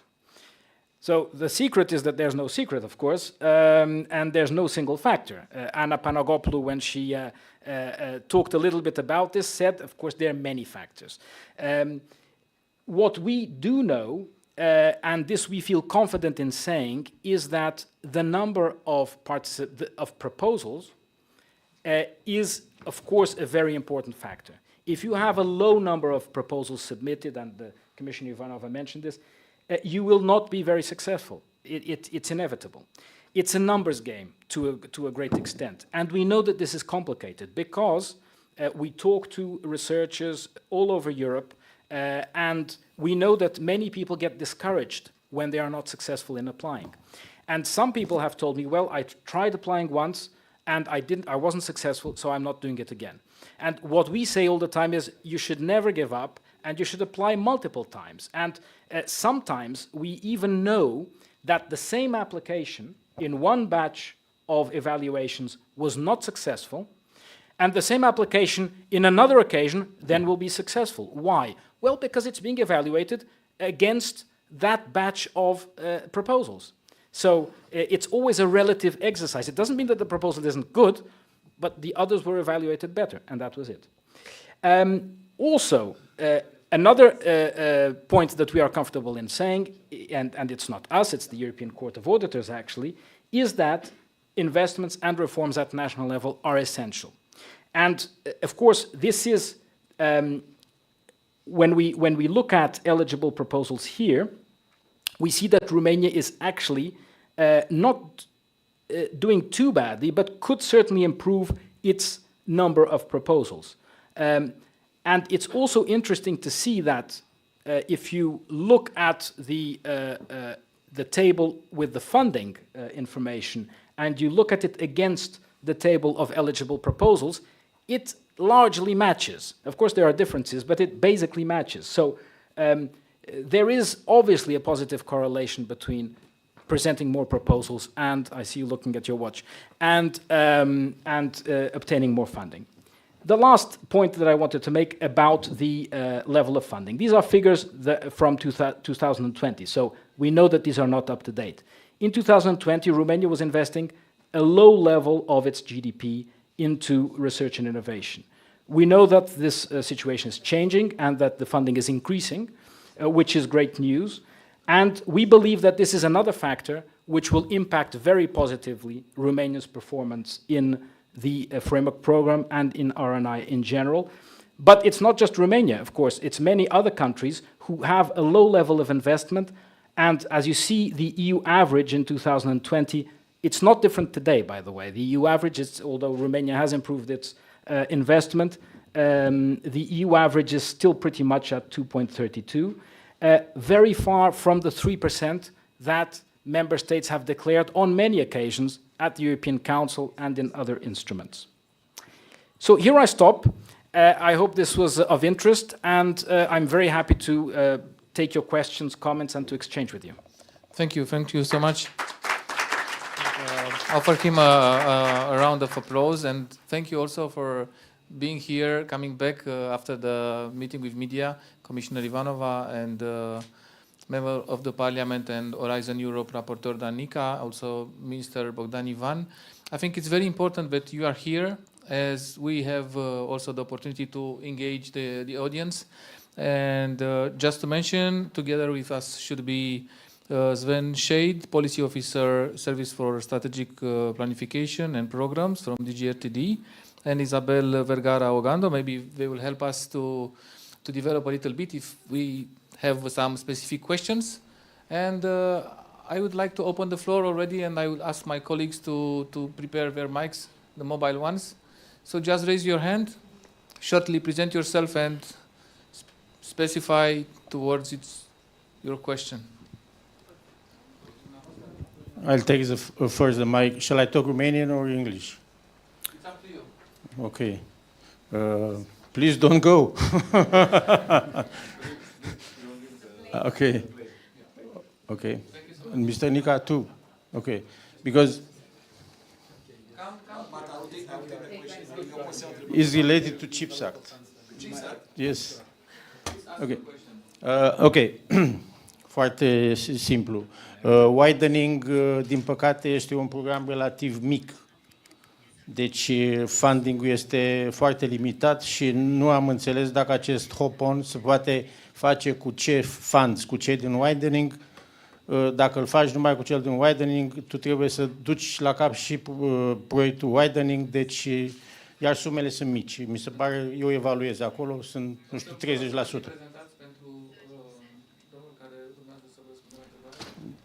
Sunt Mari Sănăcescu, sunt profesor la Politehnica University în București și fan Aveiro și Porto Wine. Ok, n-am înțeles cum se traduce directiva europeană de 8.000 de euro pe lună în România, pentru că n-am observat asta. Apoi, vreau pentru domnul Nica, pentru centrele de competitivitate care au apărut în CHIPS Act. CHIPS Act a fost dat, mi se pare, în 12 septembrie, pe micro și nanoelectronică. Se vorbește de centre de competitivitate unde 50% vin din EU, 50% din țările respective, dar cred că aici se poate lucra puțin astfel încât să încurajați widening countries să veniți, de exemplu, cu două părți de la EU și o parte din partea românească. National Support, a plecat și domnul ministru. Deci, National Support este foarte important și mai ales la cei care fac ghidurile. Noi suntem astăzi în situația în care PNRR-ul, Resilience Program, it's a disaster. În română este un dezastru. Deci, Deci nu știu cine a lucrat la ele, încât, de exemplu, proiectele pe micro și nanoelectronică, înainte, deci 2014-2020, au avut până la 1.300.000 de euro, iar acum au pus 300.000 de euro. Acești oameni n-au nicio treabă cu știința și cu tehnologia. I-am dus domnului ministru anterior, nu celui prezent, și am arătat ce înseamnă un director de proiect, 2 postdoci și 2 PhD, așa se cere acolo ca minim, ca la asta, ei știu să ceară, dar nu să dea. Și asta înseamnă că în 3 ani de zile îți trebuie 1.060.000 de euro. Deci numai salarii. Hello? Ce cauți acolo? Sau de ce nu vin să întrebe oamenii care au experiență în domeniu și care să-ți bat personal și așa mai departe în Europa? Să meargă și la brokerage events, să învețe lucruri, cum fac policies când ei sunt total... Și atunci toată țara are de tras din așa ceva. Nu mai e nici domnul să... Am plecat. Am și ore și de asta... Sper să rămâneți pentru răspuns. No. Let's wait for the answer, please. And then I will take the other questions. Please. Well, I'm not sure all the questions were for me. But the European Commission stays until the end. Your question on the hop-on, thank you for that, because it allows me to explain. The hop-on works like this. There's a consortium under Pillar 2 that already has the funding, right? When you come into the consortium, you get funding from widening, from the widening part of the program, and there is a particular part there which is dedicated to funding applicants to the hop-on. Yeah? Okay, not if you have a widening program, one. No. Okay, so it does not mean that you need to be in a widening program. No. Sorry. Okay. No. Okay, makes sense. So what is the limit? The limit is it's quite low. You get about 500,000 to hop on, but this money needs to be spent exclusively in the partner that is joining. So the consortium doesn't get any money. It can get up to 10% for administrative purposes, but the money has to be for the partner that is hopping on. Ok. N-aș vrea să ofer cuvântul doar celor care se află în fața sălii, mai ales că este o sală atât de provocatoare din perspectiva lungimii, așa că o să vă rog să ridicați mâna și colegii mei care sunt în spatele sălii o să vină să vă oferă microfon. Între timp avem însă un domn, în primul rând, care a ridicat deja mâna și, desigur, în măsura în care doamna Vergara sau domnul Shade vor dori să intervină, e suficient să ne anunțe și pot interveni. Vă rog. Let me introduce myself. My name is Stefan Sedlacek. I'm professor of biochemistry, working in the Institute of Biochemistry, head of Department of Enzymology. First of all, I would like to notice a statistical data, that the rate of success in European competitions is really quite high from the Romanian part. So generally it's over 5%. On the other hand, we know that in Romanian national competitions, the rate success is very low, unfortunately. So, for instance, in national now, competitions, you mean? yes, because now, for instance, an ongoing competition, so-called experimental demonstrative projects, where the rate of success will be something like 5%. So the reason is that the number of these calls are very low. So I'm emphasize this idea, which came here, that the investment, Romanian investment for research and development should be substantially increased. We cannot compete in European competition without a real national support. Now, the second thing which I would like to mention and to ask you about, the same way of competing for European competition, is hop-on. We are very familiar with this one. We applied many times for this one. And it's an excellent idea. I appreciate very much, very good, innovative idea. On the other hand, what we noticed, that we do not have a feedback for all these things. Maybe something can be done in this, to this end, actually. We apply, sometimes we don't get any acknowledgement of application. And the second thing, we have sometimes even we don't know, just realize that actually you are rejecting and will not support it. Would very much appreciate even 1-2 sentences explaining why we are not accepted. So maybe it's not so difficult to make this one. Thank you. Yeah, it's more important as there are not so many opportunities. So maybe if we want to improve the system, we have to communicate with the beneficiaries or the potential ones. Please, go ahead. Yes, so thank you very much. Maybe I begin with your second point about the hop-on, because this is something that we've heard many times. We've also heard the opposite. So just to give also a positive outline, very often this is not the case. Very often the consortia do respond and things go well. But in many cases they do not, and then people are frustrated because they're sending messages and they don't get any reply. Even a negative reply, there's no reply. We are aware of this. We're trying to study how we can improve this.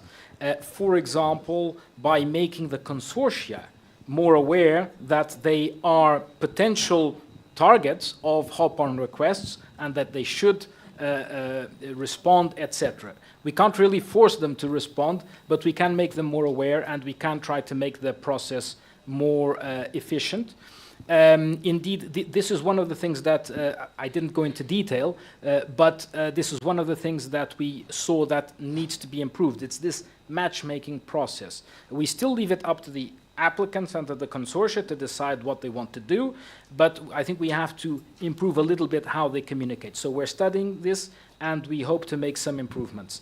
Again, this is a very recent instrument, so we ran a survey recently, and so only now we have the feedback to try to understand where we can intervene and where we can improve. But what you've said is the basic criticism that we have received regarding this instrument.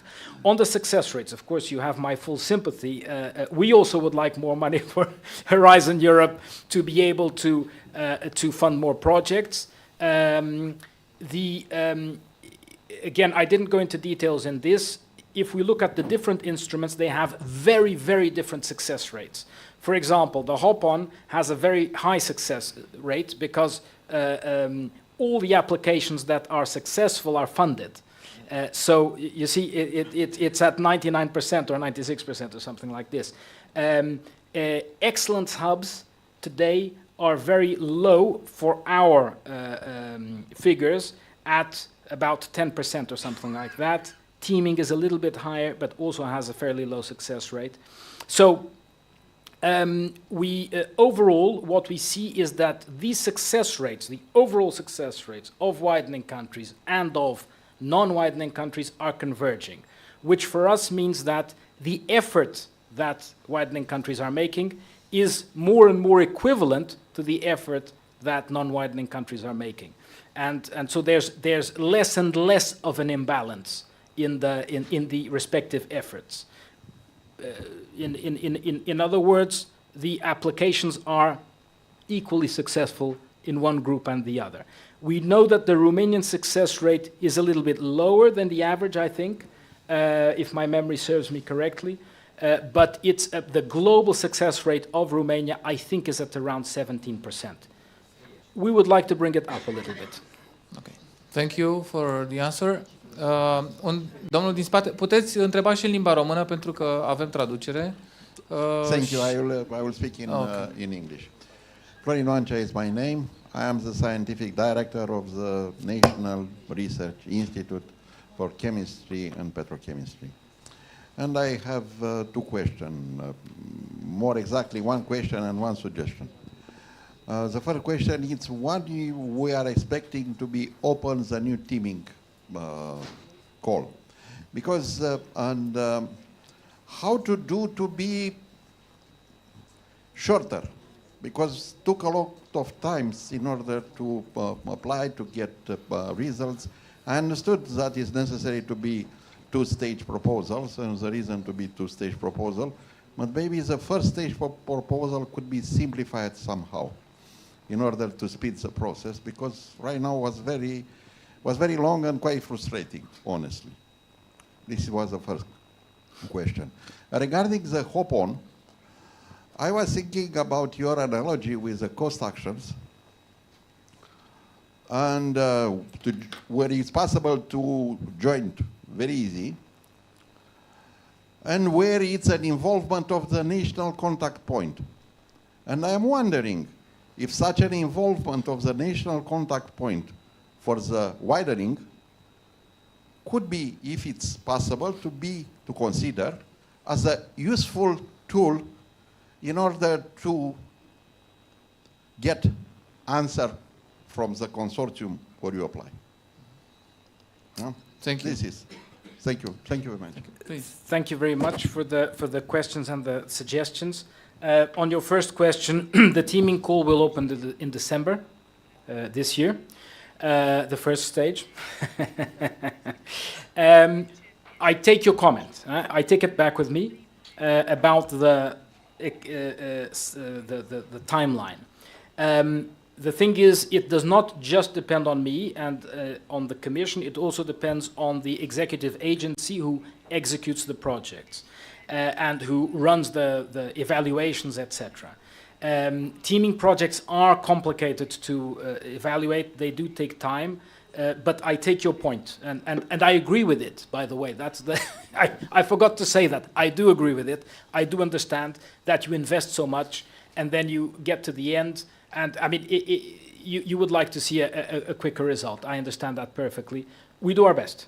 So that's all I can say. Sorry to interrupting you, no, but please. I am already logged, you know, and I'm waiting for the results. So, okay, we have extra encouragement now to speed up. On the hop-on, interesting idea about the involvement of the NCPs. I think, again, I will take that back with me and discuss it with my colleagues. We could see how NCPs might be able to help and to intervene. We have, I didn't mention this because there are lots of things that I could have talked about, but you know that we have a project in which we have invested a lot, which is called the NCP Wide AreaNet project, which is the widening and ERA NCPs who are working together to try to support more the applicants from widening countries. So that's an important part of our support that I didn't mention here because it's not calls that you can apply to. This is very much part of the different activities that we're running. So let me again take that back with me. I've taken note and let me reflect. But I think it's a good idea to think about. Thanks. Thank you, Manuel. Maybe you need a glass of water. Thank you very much. Yeah, okay. We're talking for 1 hour already. So, I can go on for a long time. Dacă mai este cineva în sală care dorește să adreseze întrebări, am putea însă să ne adresăm și celor care ne urmăresc online. Înțeleg că sunt conexiuni și online, nu doar din zona Comisiei Europene, din zona directoratului, și ne mulțumim și lui Sven Scheid și Izabelei Vergara pentru că sunt în continuare alături de noi. Dar dacă sunt intervenții și din zona celor care ne urmăresc online, îi rog pe organizatori să ne anunțe și putem include în dezbaterea noastră și intervențiile lor. Între timp însă revenim și la sală, dacă mai sunt mâini ridicate, colegii sunt pregătiți să vină să vă dea cuvântul, mai sunt câteva minute pe care le putem folosi. Desigur, Manuel, poate, până la urmă, Bruxelles nu e așa departe de București să mai vină, sau nu doar în București, dar dacă tot îl avem aici, haideți să-i folosim expertiza și disponibilitatea de dialog. We are grateful for your presentation earlier, but for sure the engagement could help you to understand better which are the challenges that we can deal together in this field. Vă rog, poate mai sunt zone aici în spatele sălii unde n-am văzut eu foarte bine. If I may perhaps help get also another angle of the discussion, I would be very interested if some of you have experiences which are not necessarily positive experiences in applying to the program, what difficulties you may have faced, and whether this has discouraged you from applying again. Because, of course, we think that we're working hard, well, we know that we're working hard, but we think that we're helping to simplify processes and to encourage people to apply. But it's also very important to understand if you on that side are perceiving this in the same way, that you think that these are indeed positive efforts, that this helps to simplify the process, or whether you still find obstacles that we would need to know about and that we would need to address. So any kind of experience that way that you have is for us very important, because you may think that the Commission is just here to talk, but we really need to listen, and we need to, a lot of what we do in terms of improvements and changes to the process it comes from suggestions that we hear and from the practical side. I don't apply to projects, so I'm not the best person to say what works and what doesn't.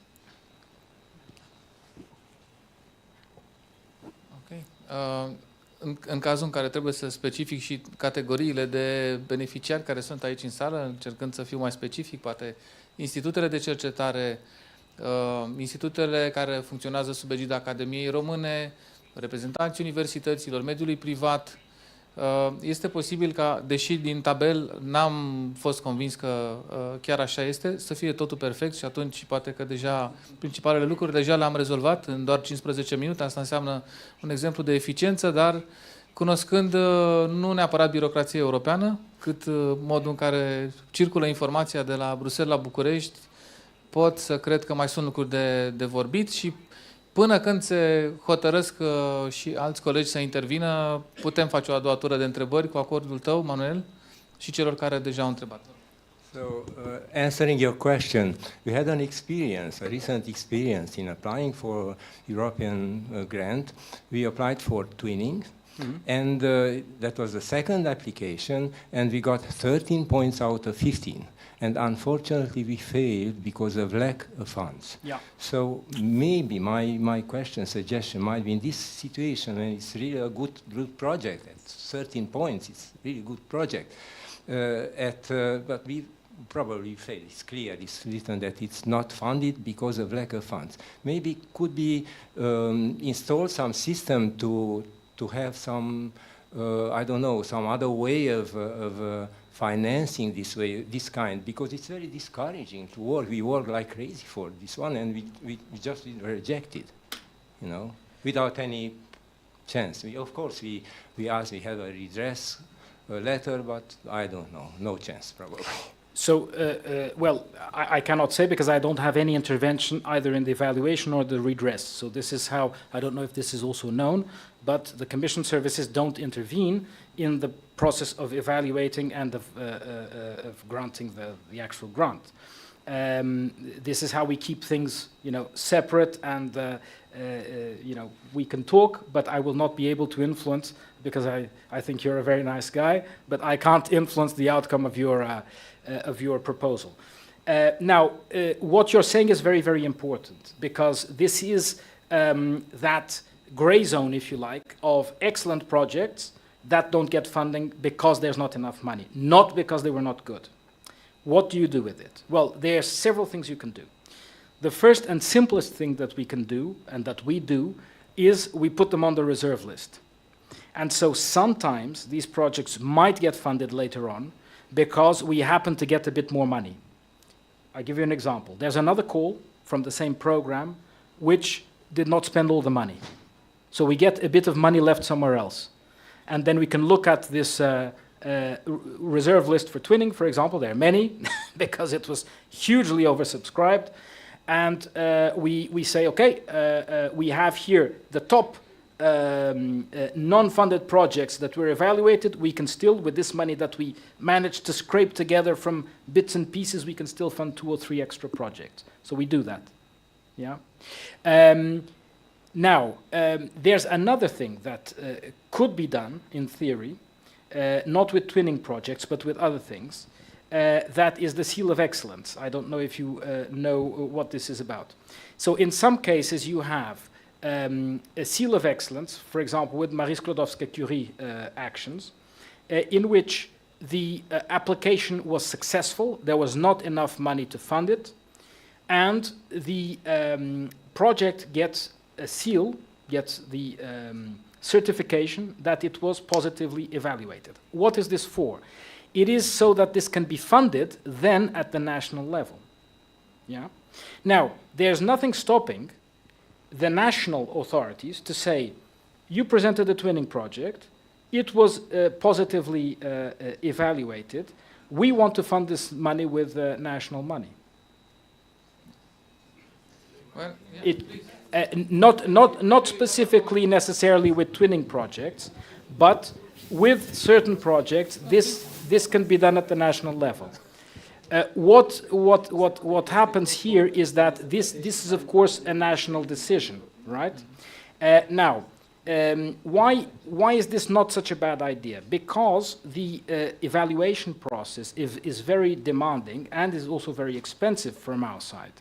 So we also spend a lot of money with the experts, with the evaluation process, etc. So when there is a positive evaluation but didn't get funding because there was not enough money, in a way it's a waste of money if this is then not taken up. But this doesn't happen very often, by the way, in other countries too. Huh? And it's not something specific to Romania or to widening countries. But we want to encourage that the national level uses our evaluation whenever there is not enough funding, if this is possible. Okay. Just to check a little bit the audience, este cineva în sală care nu a aplicat până acum pentru un program Horizon Europe?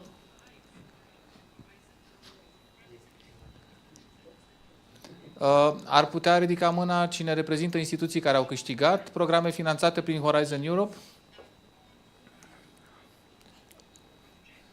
Ați dori să împărtășiți ceva din experiența dumneavoastră acum când avem cel puțin un participant în sală care are un nume predestinat pentru a răspunde la această provocare? I'll speak in Romanian. Yeah. Nu e bine să vorbești. De ce? Pentru că dacă vă uitați în statistică, agenția pe care o reprezint este pe locul întâi, undeva la vreo 7 milioane de euro înaintea tuturor celor care aplică în România. Deci noi avem o experiență deosebită din punct de vedere al banilor și lucrăm pentru dumneavoastră, pentru că noi aplicăm major pentru proiecte care au rolul să ne ajute să avem capacitate să facem science policy. A fost deja anunțat proiectul acesta Capacity și Capacity are o consecință majoră în România. Deja avem un Mirror Mission Hub 100, care deja are un buget de 500 de milioane de euro din diferite zone bugetare în România, care permit rostogolirea acestui green și digital pentru orașe. Dar mai este ceva important pentru Comisie. Noi am câștigat de curând și rulăm proiectul care vine să schimbe, să ducă pe alt nivel capacitatea de foresight la nivelul Comisiei Europene, se numește Eye of Europe. Deci ne uităm înainte și știți cum e, când nu vezi departe probleme de miopie, noi încercăm să construim capacitatea de a se uita împreună mai departe și a face politici. Și mai facem un lucru, noi găzduim NCP-ul de Waidera și să știți că dacă vă uitați acolo în lista și rata de succes, poate este o contribuție și a colegei mele, cred că este aici, ridici mâna dacă ești... Așa, scuză-mă, nu te-am văzut. E aici cu noi și zi de zi, oră de oră, e în contact cu cei care au interes. Apelați la noi pentru că suntem aproape de dumneavoastră și mulțumesc pentru prezentare foarte, foarte la obiect și foarte inspirată. Mersi. Mulțumesc foarte mult, domnule ministru, și am văzut acolo o întrebare din partea doamnei doctor Teodora Rusu, dacă am citit bine. Ne puteți ajuta să intrăm în legătură cu dumneaei?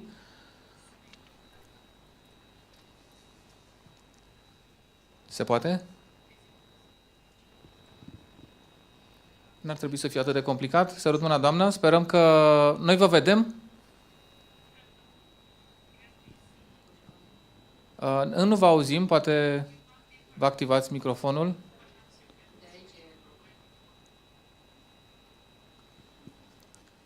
Ok. Haideți să încercăm acum.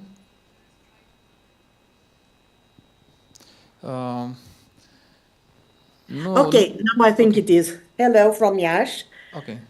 My name is Teodora Rusu. I represent Pentru Institute of Macromolecular Chemistry, and I'm greeting you on behalf of the ERA Chair project Biomat Forecast. You are asking about projects that doesn't go, projects that go. In our case, the first submission was an ESHEC.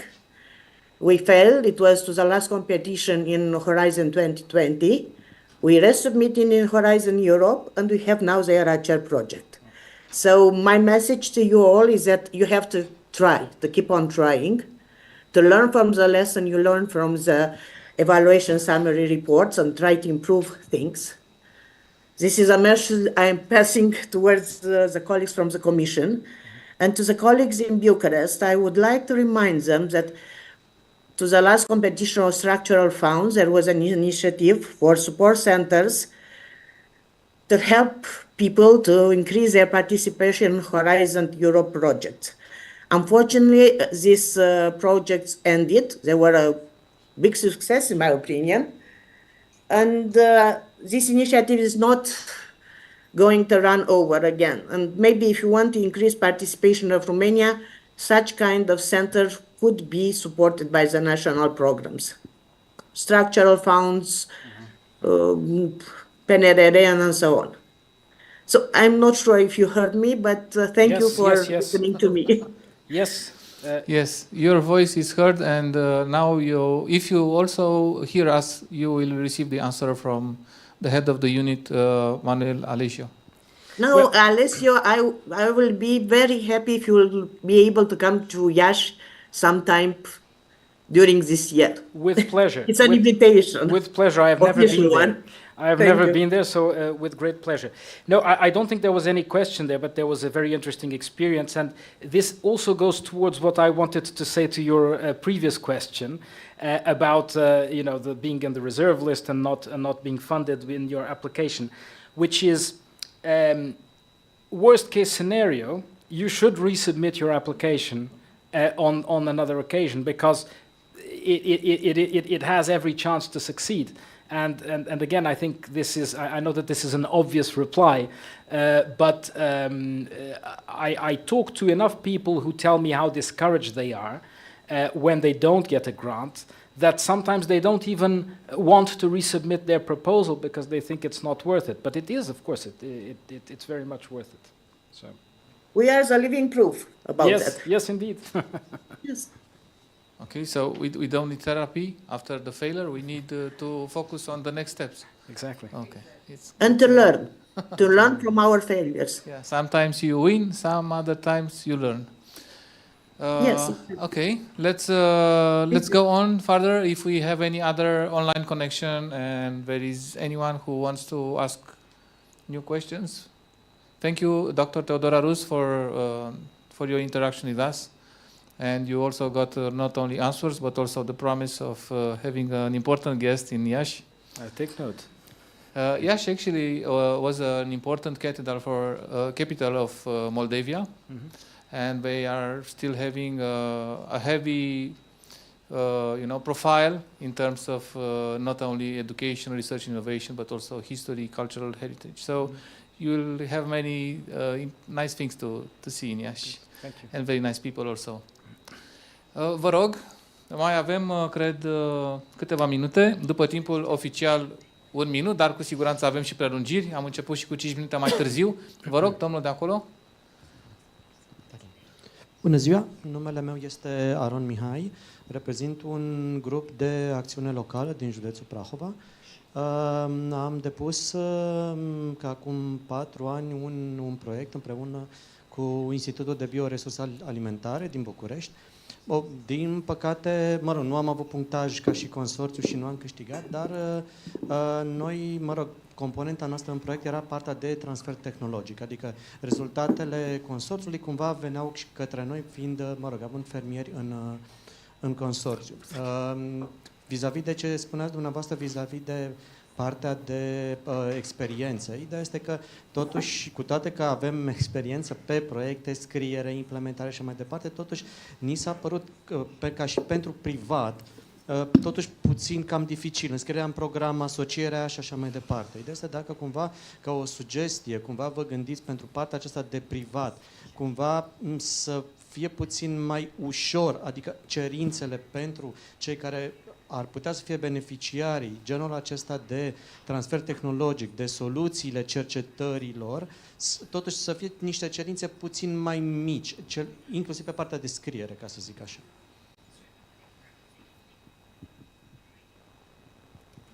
Well, if I say that we are going to be less strict, I will be fired. If I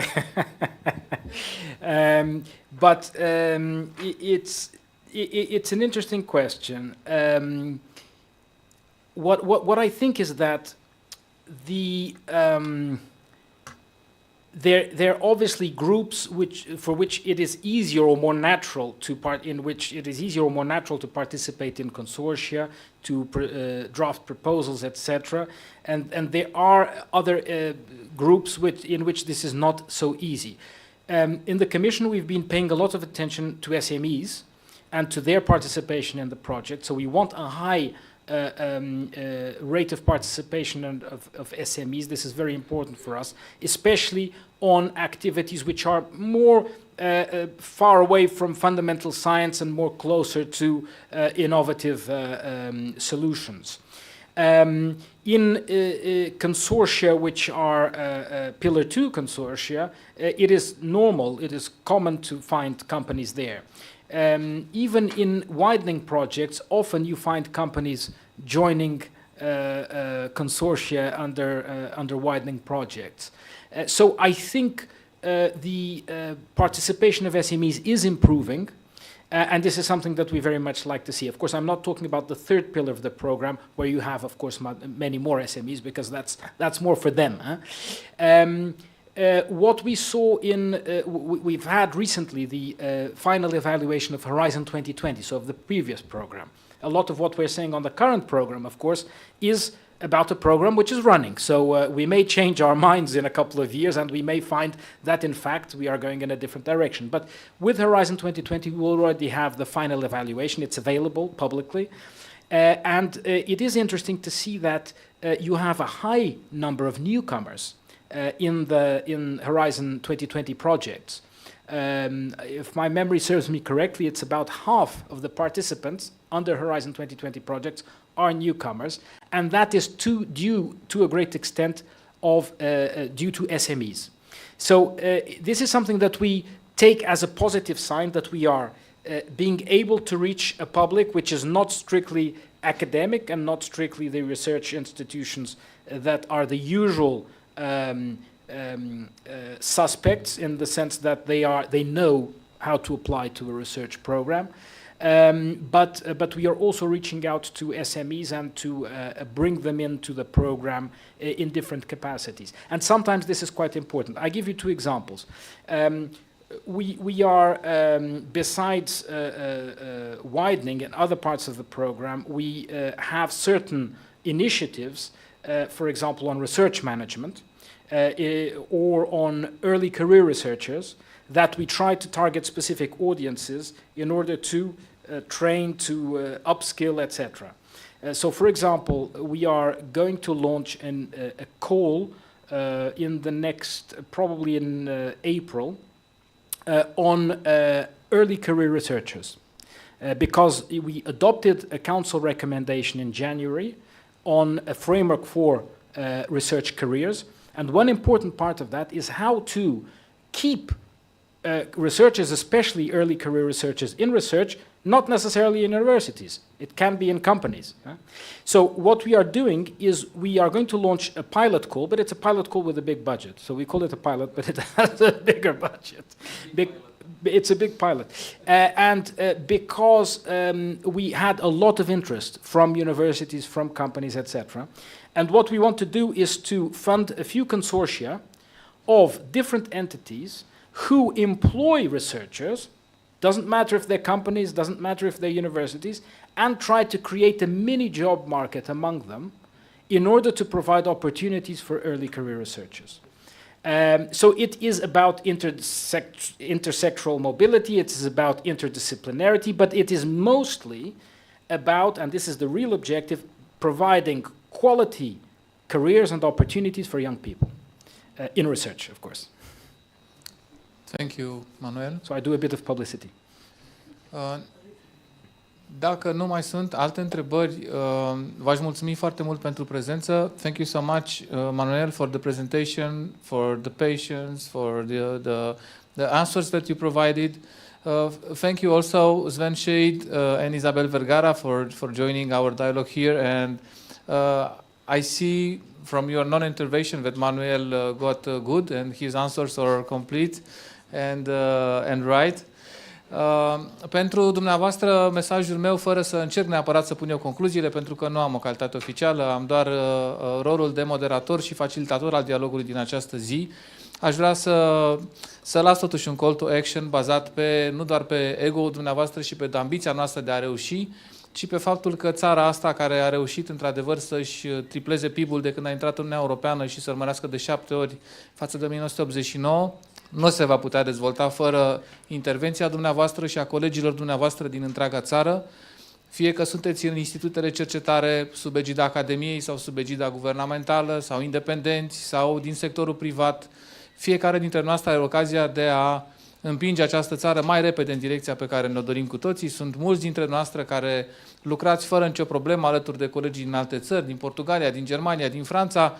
Multă lume îngrijorată de brain drain, unii vorbesc însă despre brain regain și eu cred că, grație eforturilor noastre, România va reuși să recupereze mult mai rapid din decalajul de dezvoltare față de statele membre. Sunt tot felul de formule de calcul cu media față de GDP per capita. Am recuperat spectaculos de la 43 la 74% aproape. În București se trăiește mai bine decât la Berlin, Atena sau Varșovia, cel puțin statistic așa se arată. Dar cu siguranță vom putea trăi și mai bine la noi acasă dacă munca dumneavoastră este valorificată, dacă ajungeți la resursele de care aveți nevoie pentru a vă folosi mințile geniale ale dumneavoastră, ale colegilor, iar în Comisia Europeană aveți un sprijin. Avem șansa unui raportor Horizon Europe care este hotărât să rămână în Parlamentul European și să fie un gardian al succesului Horizon Europe. Avem un comisar european dedicat care astăzi a fost prezent și v-a transmis un mesaj foarte clar și cred că avem și o șansă de continuitate pentru că, fără să fac comentarii politice, cel mai probabil o să avem o Comisie Europeană a cărei viziune către dezvoltare nu va fi întreruptă și ca atare merită să vă concentrați. Dacă ați reușit să aplicați din nou pentru proiecte, dacă n-ați reușit, aveți un motiv în plus să continuați. Aveți contactele, aveți resursele și disponibilitatea unității conduse de Manuel Alesio, dar și de către Comisia Europeană prin intermediul comisarului Ivanova. Vă doresc succes tuturor și vă mulțumesc foarte mult că ați rămas până la finalul dezbaterii noastre. Asta arată interes și calitate pentru informațiile oferite de invitații noștri de astăzi. Mulțumesc încă o dată. Thank you once again. Și la mulți ani tuturor doamnelor pentru ziua de mâine.